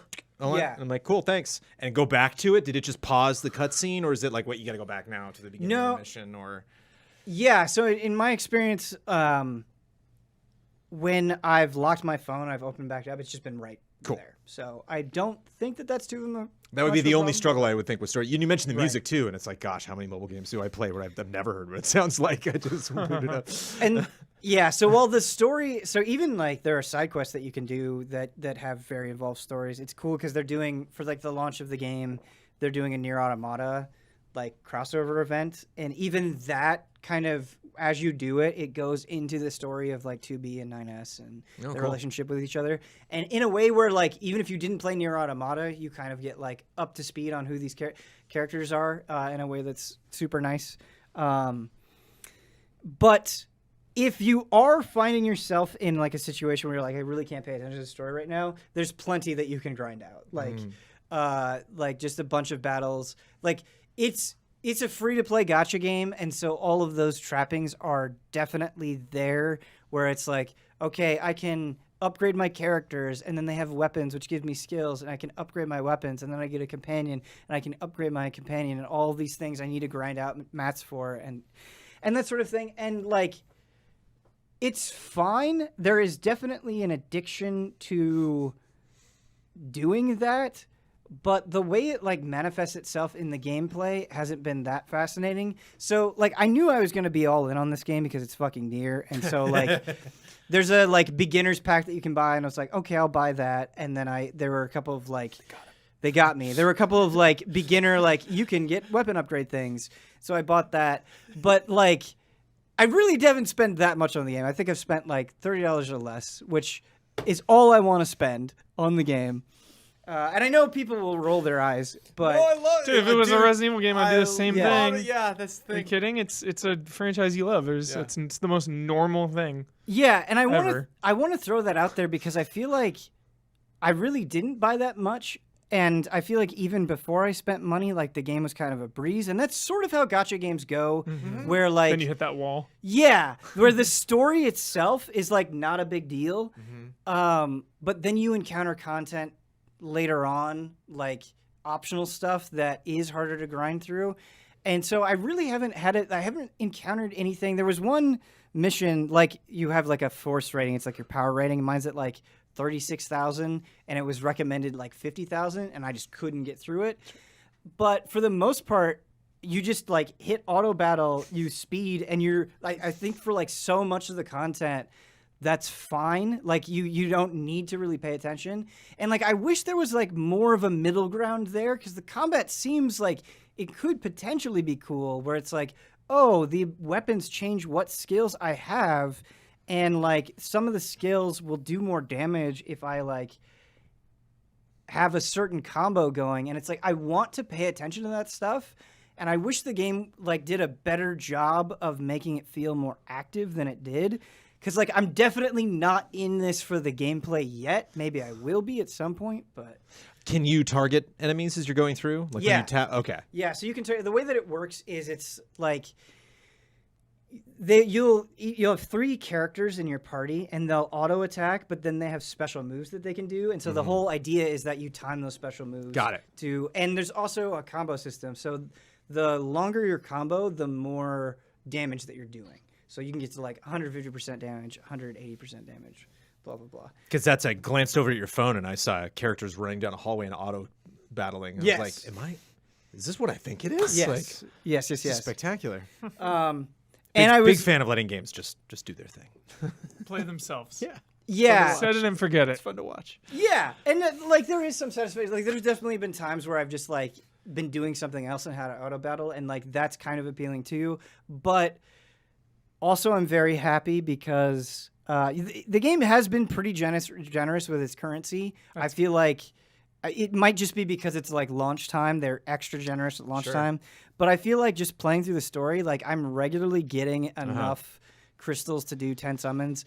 And I was just playing through the story and earned up currency, and I got 2B today, and I'm very happy about that. It was like the one I wanted. Yeah. That's the trick with want gacha HP as is well, it's but- known, it's like you think about that genre and you think about, trying to trick people into spending money, and it's like that is certainly a part of it, but like you have to give me something. And so like all the games that I have like invested time in, like there is something that I'm working toward. And there's always something I look over and like, oh man, that's just like a crazy impossible goal that I'll never hit. There's always going to be like 12 characters I'm not going to have in Galaxy of Heroes. Like, oh well. Yeah.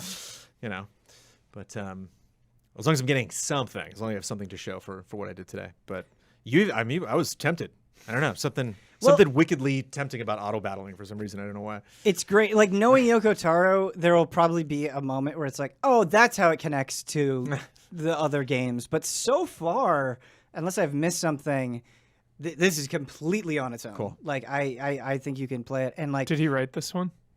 I want to say yes, but I don't know for sure. I think like the reason I was so excited, I should actually look that up. I think the thing that's kind of a bummer though is like you just kind of imagine, like, I think there's enough near in this game that I'm enjoying it, but you kind of imagine, like, what if this wasn't a mobile gacha game? Like, what could it have been? Because, like, you want to get crystals so you can summon things, so you can get these cool characters, and it's like, okay, well, if you watch 6 ads, we'll give you free crystals. And they'll give you, like, crystals every time, and you just, like, you're just sitting there, What's like, so funny about that? watching... Statement, dude, I hate that. No. What's so funny about that? I fucking hate it too. And like you feel like a rat on a wheel. Yeah, And it's like there are moments I'm driving that wheel. there are moments in this game, dude, where like I do feel like I'm in control. genuinely immersed. Yeah, Yoko Taro was one of 3 riders on it. There you go. Yeah. Dope. There are moments where I'm genuinely immersed, right? And really into it and like wanna like it's so crazy for me to have a mobile gacha game where it's like I want to know what's gonna happen in the story. I want to see what the next that's environment is gonna unique. look like. And then there are moments where I'm just sitting there being like, oh, why can't I upgrade this character? Oh, I need this thing. Oh, I gotta do this task. And it's just like I feel like the gacha stuff is like obfuscating the quality of the world building. And like on a certain level it's like, okay, this is tempered by the fact that it's free, I guess. But Well, and I don't feel know. like Near Replicant eased this entry. It's like, hey, we already got a sick Near Right. remake earlier in the year. We got this awesome Right. thing. right. This is just another thing. Yeah. I already enjoyed this awesome thing. Like, this is free. Why don't I just hop in? Nothing to lose. Yeah. And I guess Final Fantasy First Soldier, just jump on in Yeah, there, give it yeah. a shot. right. Yeah. Right. And it is buffered by that. I think the other thing is there's another Yoko Taro game called Sinnoh Alice, and I played that, and this is much better than that. Like just in terms of presentation and storytelling and all that stuff. Nice. But yeah, I feel like I love Nier so much that is what is carrying my love for this game. But I'm definitely like sitting there and like thinking, I wish combat was more interesting. I wish, there's a version of this game I can see where like I just paid $40 or $60 and like could remove all of the fluff. You know, it's just like the fluff. This keeps the lights on, though. This is gonna Yeah. finance the next Nier Yeah. game that you Well, play, Ben. Like That's how much that's a have good people spent point. to get 2B? Yeah. Because it's like she's a limited character. Yeah. How much have people spent? You Yeah. know? This is for the next gen showpiece. Yeah.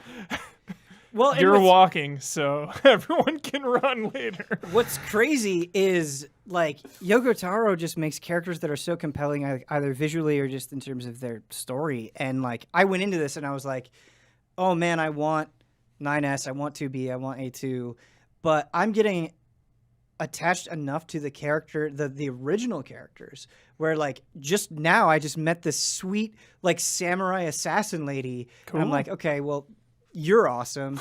And so I think it is doing a good job of just not just resting on like the legacy of characters that are, you know, super popular. I got the gotcha game for you. You ready? It's a side scroller. It's a beat 'em up.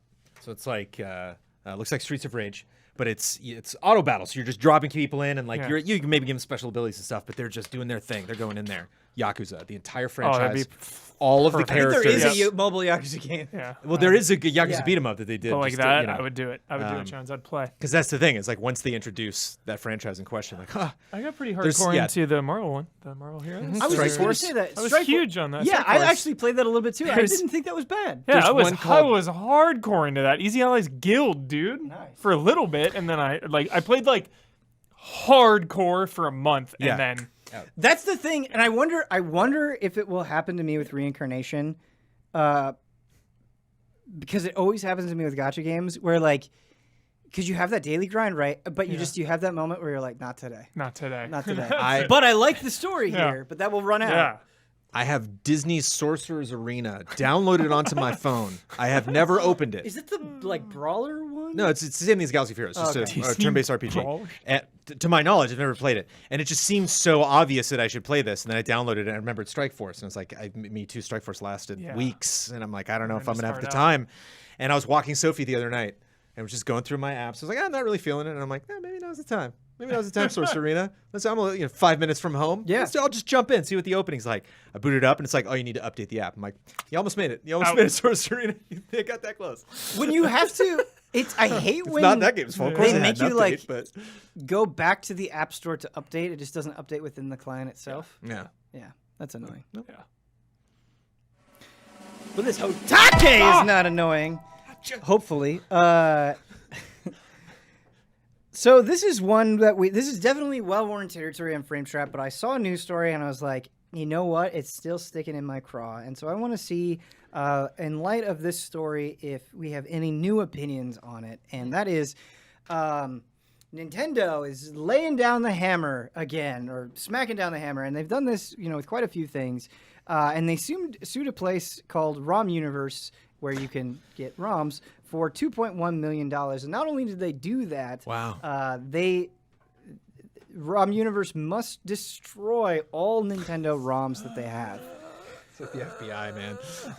And so this begs the question. Come destroy it yourself. Because with Frame Trap, right? Like I don't want to. I feel like I play classic games just as much as I play modern games, like most of the time. Like I'm always alternating between them, and it pisses me off that for all of the remakes, for all of the remasters, for all of the backwards compatibility, there's still so many games that you cannot easily access. Yes. That if you want to play them, that they're beloved classics, that more people should play them, that would be a net positive for the world, and you just can't for one reason or another. And of course, that includes like slightly more obscure things like Mother 3, but also like I've been in a big Tony Hawk kick. Those games aren't backwards compatible. You want to fucking play Tony Hawk, you have to emulate it, or you have to dig out an old system a lot of times. Or Turtles in Time. Yeah, Turtles in Time. Well, they have great the example. machine now. I think the standalone machine, but Yeah. still a little trickier to get. And it's just like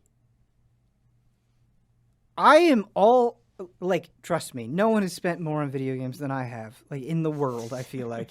But I also feel like if you're not giving consumers another option, like what avenue do they have? Yeah. And like how do we solve this problem? I don't know. It is stealing in a way. It is a crime. It is, you can't steal this game and just give it to everyone for free. But sometimes you gotta go outside the lines. It's like Rocky. Like, what if I want it more than the person that has it?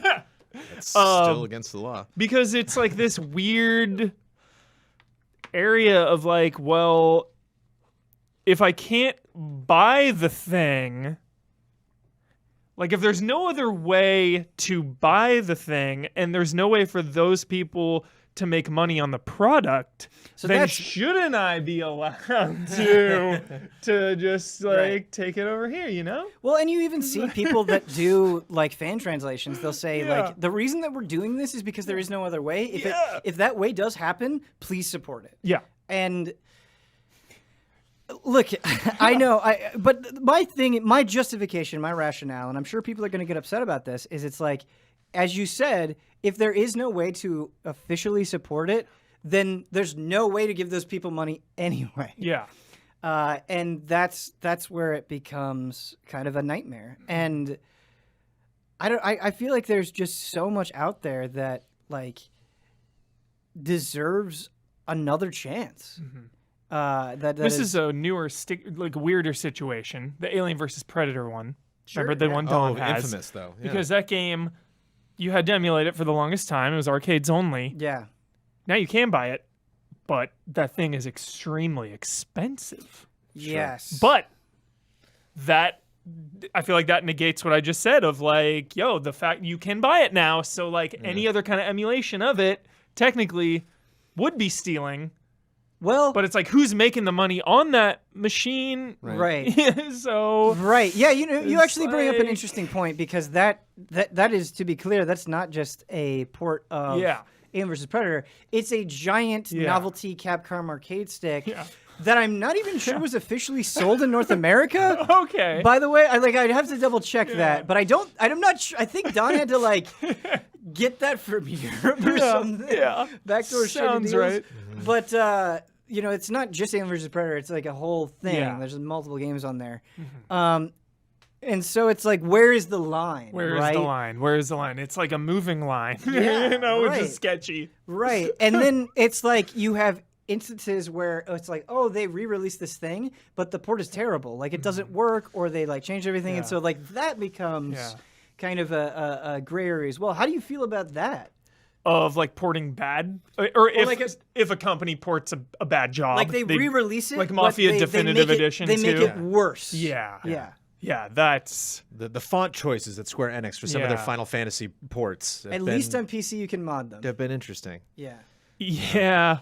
Well, because I feel like a lot of those bad port jobs are from newer games, you know, because this starts to get really, again, these You would moving. think, but sometimes. There's these moving lines of like, well, like emulating PS2 games, you know, you can, if you try hard enough, you can track PS2 Sure. down easily, and like all those games pretty easily, you know. So it's like, what level of Yeah. obscurity are we talking about here?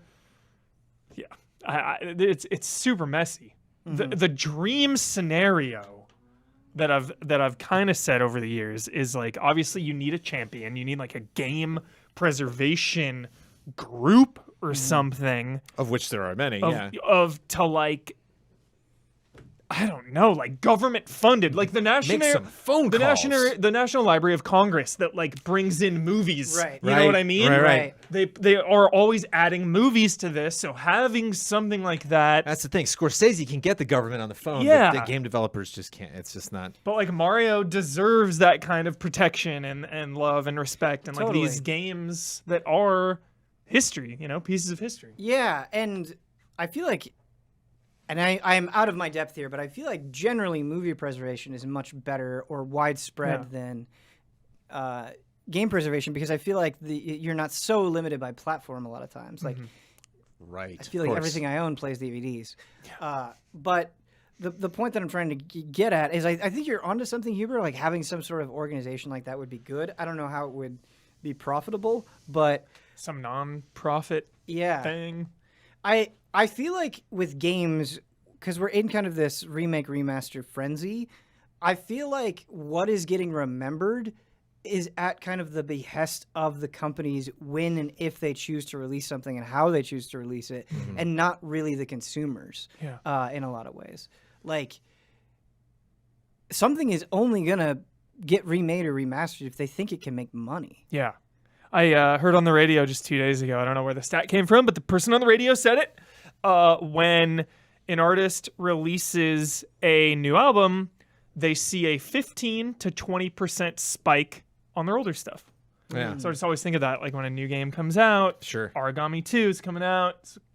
I like to think about companies that know they're going to work on a remaster and then get to work, and then it takes a year and a half, 2 years, to create this video game, and then for that whole 2-year span, they just keep checking in. Like, people are still excited about the franchise, right? Like, there's still that big zeitgeist that happened that launched the development of this game. That's still viable, right? It's like, what a nightmare to just be like, oh, they're gonna love this. They're gonna be so surprised. This franchise is coming back, and then like in that 2 years, like, oh, we hate that franchise now. You're like, it took all that time.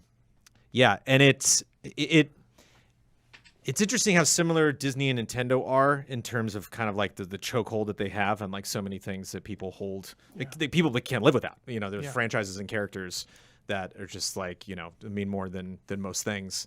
And how satisfied I've been with Disney Plus, like how I booted up Disney Plus, and I was like, oh, some of the old classics aren't here that I was expecting, and then a week later, like, oh, there they are. Like there was just a lot more stuff that I'm discovering, a lot of stuff I never even knew existed. Where Behind it's like, the attraction. it's not, you boot up your Switch and it's like, oh, NES games. It's like, it's not that. Like this is just some weird collection that they threw together. Like the vibe that I got when I heard the Disney Plus got first announced was like, oh, this is gonna be an interesting test for Disney, how much they invest in this. Whereas Nintendo announces some online thing, it's like, I'm not excited about that at all, because I know it's not gonna be what I want it to be, and it's gonna be very specific. There might be fun to be had. I like weird games coming to that NES and SNES thing on the Switch, but comprehensive, not at all. Like, is my favorite Super Nintendo game on there? No. Yeah. I think that's what pisses me off, though, is like, because we're just so inundated with remasters and remakes, like I like love Zelda and Mario. I do. Two of my absolute favorite franchises of all time. I'll never miss one.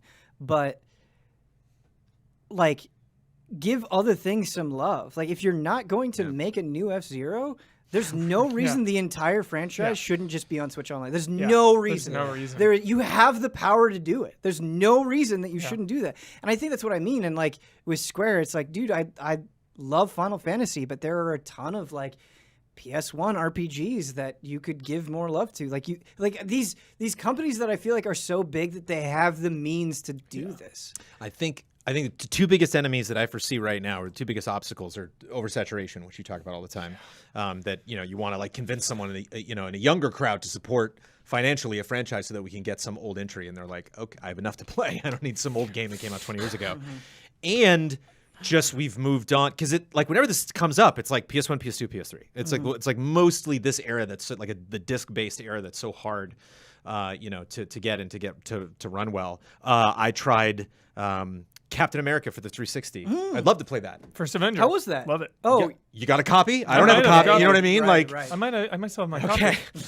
you got a 360? There's so many steps. I'm like, wait, can I plug in? Okay, what TV am I gonna do this? There's just like, there's just a lot of steps to put something like that together. Whereas like, if I was just suddenly poof on Game Pass, like, oh my god, I would spend all weekend playing it.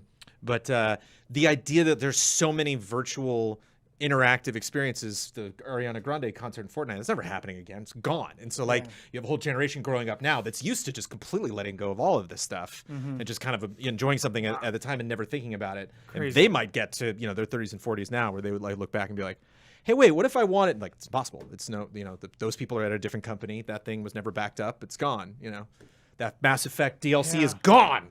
That first chapter. Yeah. That's so crazy.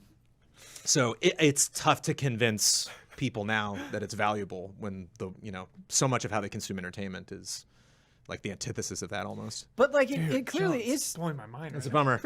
I think it's all in how you present it, though. Like, and I first, before I get to that point, I just want to say, like, I don't have a problem with Nintendo shutting these places down if they like offer a viable alternative. But there's like they refuse. They're just not. They're not even close to it. In fact, they're worse now with it than they were like on the Wii and Virtual Console. Like that was so much better years and years and years ago than what you have now. But yeah, I know it all comes down to money. We've talked about it plenty of times. But like the other thing is like I do think there's an audience for it. Like so many things have like come back successfully and gotten attention. It's all in how you present it and all how you set it up. So like, for example, I'm terrified about the Fatal Frame 5 re-release. I'm super glad it's happening. I am absolutely going to buy it. I'm absolutely going to play it. I can't wait. I'm very excited for Fatal Frame. But like, just out of nowhere, releasing Fatal Frame 5, which didn't get a lot of attention when it first came out. It's very strange. With like nothing... With no momentum for that announcement to write on, I'm worried that we're just going to be back at square one with Fatal Frame all over again. Yeah. Yeah, it's a weird release. Yeah. It's very strange. In fact, I bet a lot of people forgot that it was happening. I keep forgetting. Yes. Yeah. Yeah. Yeah, it's weird. And it's just like...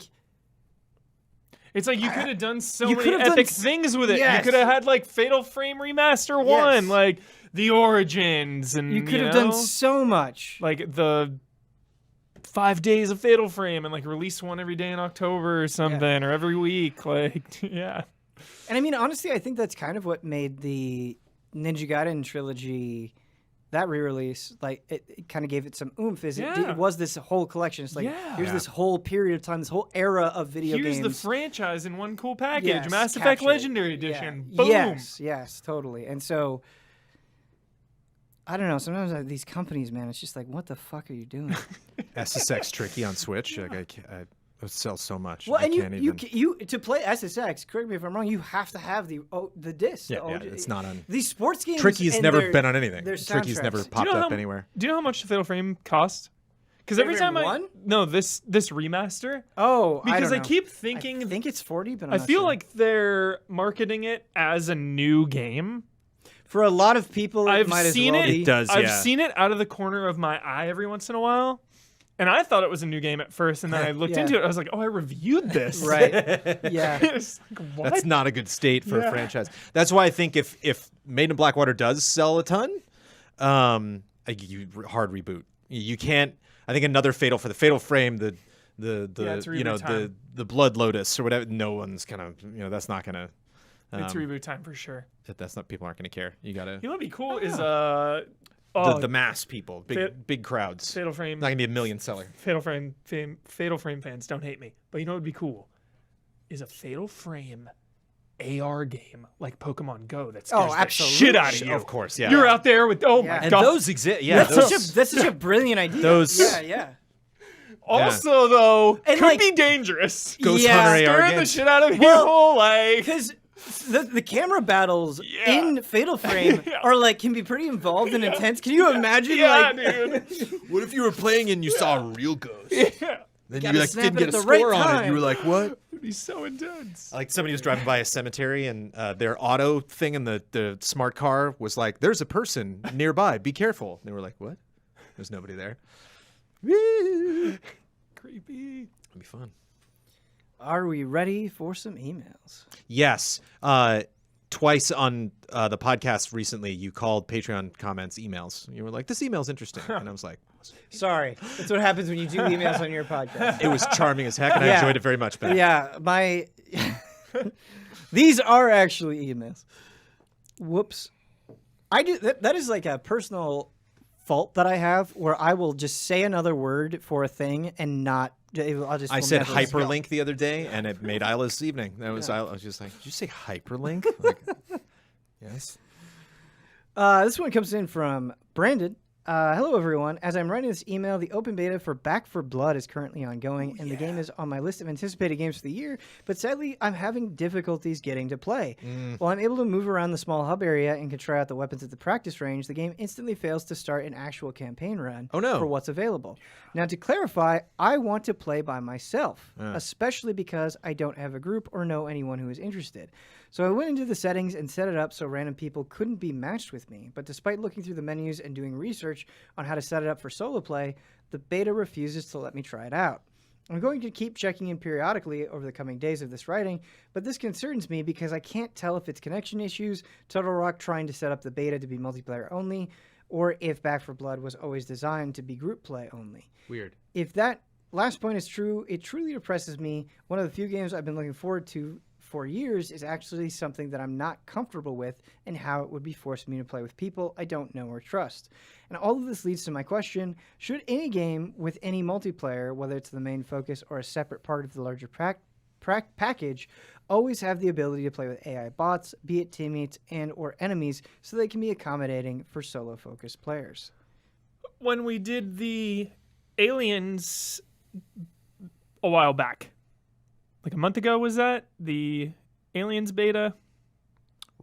Yes. And we did the video about aliens, or we were going to. We were going to. Yeah, we were going to, but we missed it. We couldn't play together. Yeah, we Yes. couldn't play together. Exactly. Okay, thank you, Ben. Yes. Okay, so we were gonna play together, but we ended up not. Yeah. So I played a match solo, Yeah, and I it did as was well. had some bots, and they were Right. fine. They were good. So absolutely, I think there should be a bot option, and maybe just design it as to where, on the highest difficulty levels, the bots might not be able to carry you through it, or Sure. but for the basic like easy normal difficulties, absolutely. For something like a Splitgate, for like a kind of grassroots team, that might be something that comes along a little bit later in development, especially if you want to just get people coming in and playing it.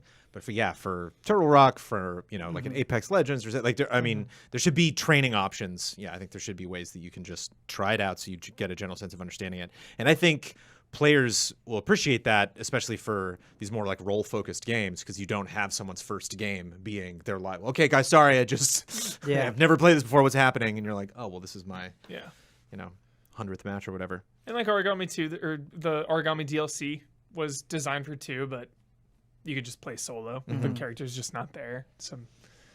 But I mean, this game definitely, Back 4 Blood is definitely team focused. And you can like turn friendly fire on and off, and the Left 4 Dead 1 and 2 like they had a lot of different modes. There's a way to scale the difficulty, Yeah. and so it would make sense. Yeah, that is a bummer. I wonder if Could have just I'm been curious, some beta bug. Yeah, I wonder if anybody's talking about that. Yeah, I online. wonder if there was a way to forum do it and threads or just something. yeah. I am cautious about that, but I totally get where Brandon is coming from, and I think it's an interesting point. That's why I wanted to read this email. It wasn't something that I was thinking about, but it reminds me also of when people because I see this comment somewhat regularly where people are like, "Man, I only play fighting games for the story mode," and I'm like, "That's cool, but." I would be really hesitant to spend full price on that because, like, from a development perspective, I think you do want to be as accommodating to people as possible, but you also have to, like, you're limited on time and resources, and so you have to also think, like, how are most people going to play this game and kind of optimize around that, and, like, a lot of people are going to play Back 4 Blood with their buddies or matchmake online. And so I think that's where the bulk of your focus has to be. It's the same thing with a fighting game where it's like a lot of people want to play online and battle each other. We have to make sure that that is up to snuff. And so I do think you have to think about that as well. Like, it would be one thing, I think, if Back 4 Blood was like, this is going to be a captivating single-player experience. Sure. And that was really what it was selling itself on, but it's not. You know, it's selling itself on the group aspect of progressing through with your friends, building up your decks and bouncing off each other and all that stuff. So it is very multiplayer focused from the outset. I'm a huge fan of experimenting and drop in, drop out various forms and modes of multiplayer. Yeah, I like the idea of I didn't want to give it any more hours than I had already given it, but when I had maxed out all the characters in Avengers, like I saw myself really enjoying the idea of like, okay, now that I have Cap maxed, it'd be fun to jump into a mode where it's like, I'll be your Cap, let's go. You know, it's like I will literally, you know, just jump into your game. So like I just want to hit that button that it's like, I don't care what mission I do, I don't care how long it is, I just want to help somebody that specifically needs this character. And of course, like healers, you know, any healer, anybody that's ever leveled up a healer substantially in any MMO knows, like, whoop, you're right in there. Like, you get right past that queue. But it'd be interesting if maybe one kind of middle of the road that's not as development intensive as like creating AI for all of these characters you're playing with, but maybe giving, because Back 4 Blood is such an investment, you have to get so far. That's part of the drama. Is like, we're almost there. You know, when you finally get to the, you know, the end zone, it's like, it's so gratifying. But maybe just do a boss fight or something, and then you can like try out other people and see like, do you like playing with other people? Because it's only gonna take 5 minutes, doesn't matter. Or you might bump into a player. Yeah. What a game like Dreams is hoping happens all over the place. It's like, I discovered this person because both of us were trepidatious about, you know, getting into online stuff, and then we met each other, and you know, then we had a blast playing together. Outriders, another huge team-focused game, but you could play solo or 3-player. Yeah. Just like being able to drop the AI people all together and just, you know, going in solo. But yeah, Back 4 Blood, I don't know if you could do that. You would have to have him as AI, right? I don't know. If you could just be one character in that world going through. I mean, it would be, like, think about how hard it was with Yeah. Oh my goodness. all of Yeah. us. Like, all the special infected. Yeah, 'cause the way Everything the is game is you. designed- Everything is aggroing you. Yeah. Like, Yeah, oh, and when you done. get hit by like a special infected, you need somebody else to get you off, otherwise you're gone. Yeah. Man, Outriders is a game that like I forgot came out. Outriders is a game I'm glad I dodged. That was tough. I almost dodged it. Yeah. Hey, maybe there'll be another one. Redemption. You pushed pretty hard. You got aggressive. It was a good game. I fought you off. I'm not saying it's not. It was Don't cool. not play games. It's not good. Yeah, it was cool. You got Valheim to worry about. Yeah. Yep. I don't even know where that fifth one is. It's fun because you like find a spot, and then like when you click on it, they're like, this thing's over here, and then you like check on the map. It's like, I haven't even been close to being there. So like, not only do I know I got to get over there, what is that? Is that on top of a mountain? Is it a swamp? Where is that? Our next email comes in from Kelvin. Hi, Ben. Do you think the specialness of combat skills / magic in current RPGs, JRPGs particularly, have lost their magic, so to speak? I remember fondly when I got Ryudo's final ability, Sky Dragon / Ingrandia 2, and Dart's final edition, Blazing Dynamo in The Legend of Dragoon. I said to myself, damn, this is so good, and never lost its charm every time I cast it, even until now. But recently, skills / magic in current games are mostly too over the top, a la Disgaea / Trails of Cold Steel, or just feel too unimpactful.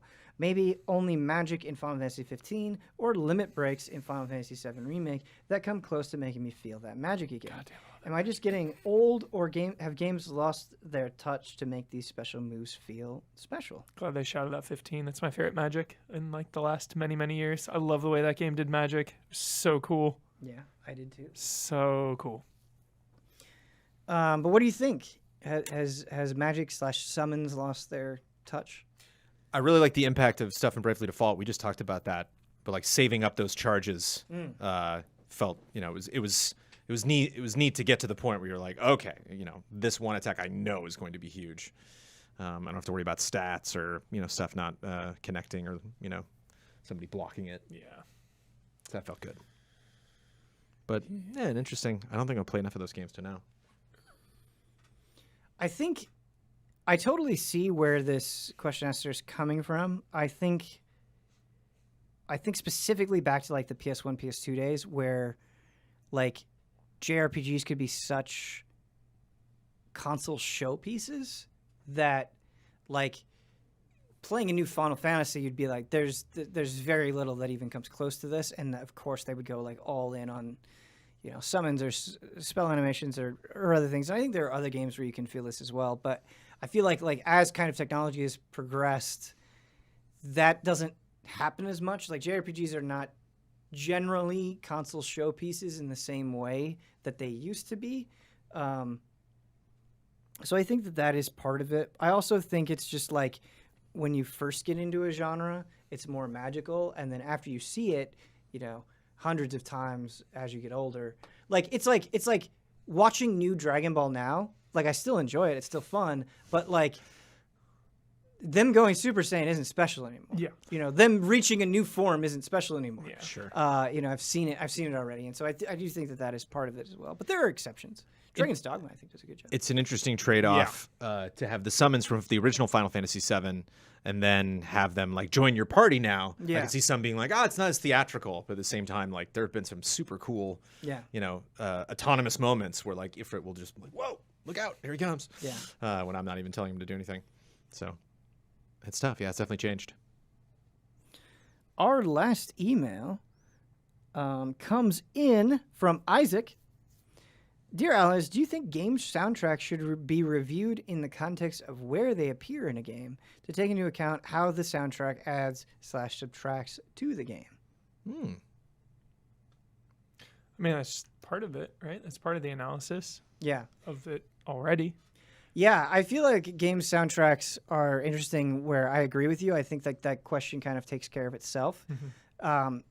Honestly, not a lot of games have exceptional soundtracks. I agree. I would find, or they're not utilized in an exceptional way Yeah. to the point where it's very easy to turn out as you're doing other tasks within the games. And so if I do notice a soundtrack, like Death Stranding is a good example, it is because of the context with where it appears and how it is used that makes me take so much note of it and has it be so impactful. Those guitar strings in Last of Us. Yeah, Iconic. exactly. Red Dead. So I do think it should absolutely play a huge part. Well, I guess that was pretty easy to answer. Yeah. Can you read that one more time? I just want to make sure. Yeah. Do you think game soundtracks should be reviewed in the context of where they appear in a game to take into account how the soundtrack adds / subtracts to the game? Correct. Yes. It's interesting. Do you feel you've played many games, Ben, where like the soundtrack like really pulled a score like in one direction or the other? Yes. Where you feel, yeah. Yeah, I would say. I think I might be playing the wrong games. I've like never. It doesn't mean I haven't appreciated one, but like I've never like not liked a game and been like, yeah, but. I mean, I soundtrack. couldn't sit here and tell you like, oh, it added this, 0.5 or whatever. Right, I don't think of course. that, but like Nier would not be the same game were it not for its soundtrack. Yeah. And like when I think of that game, that's like one of the first things that I think of. Persona 5. Persona 5 is a great example as well.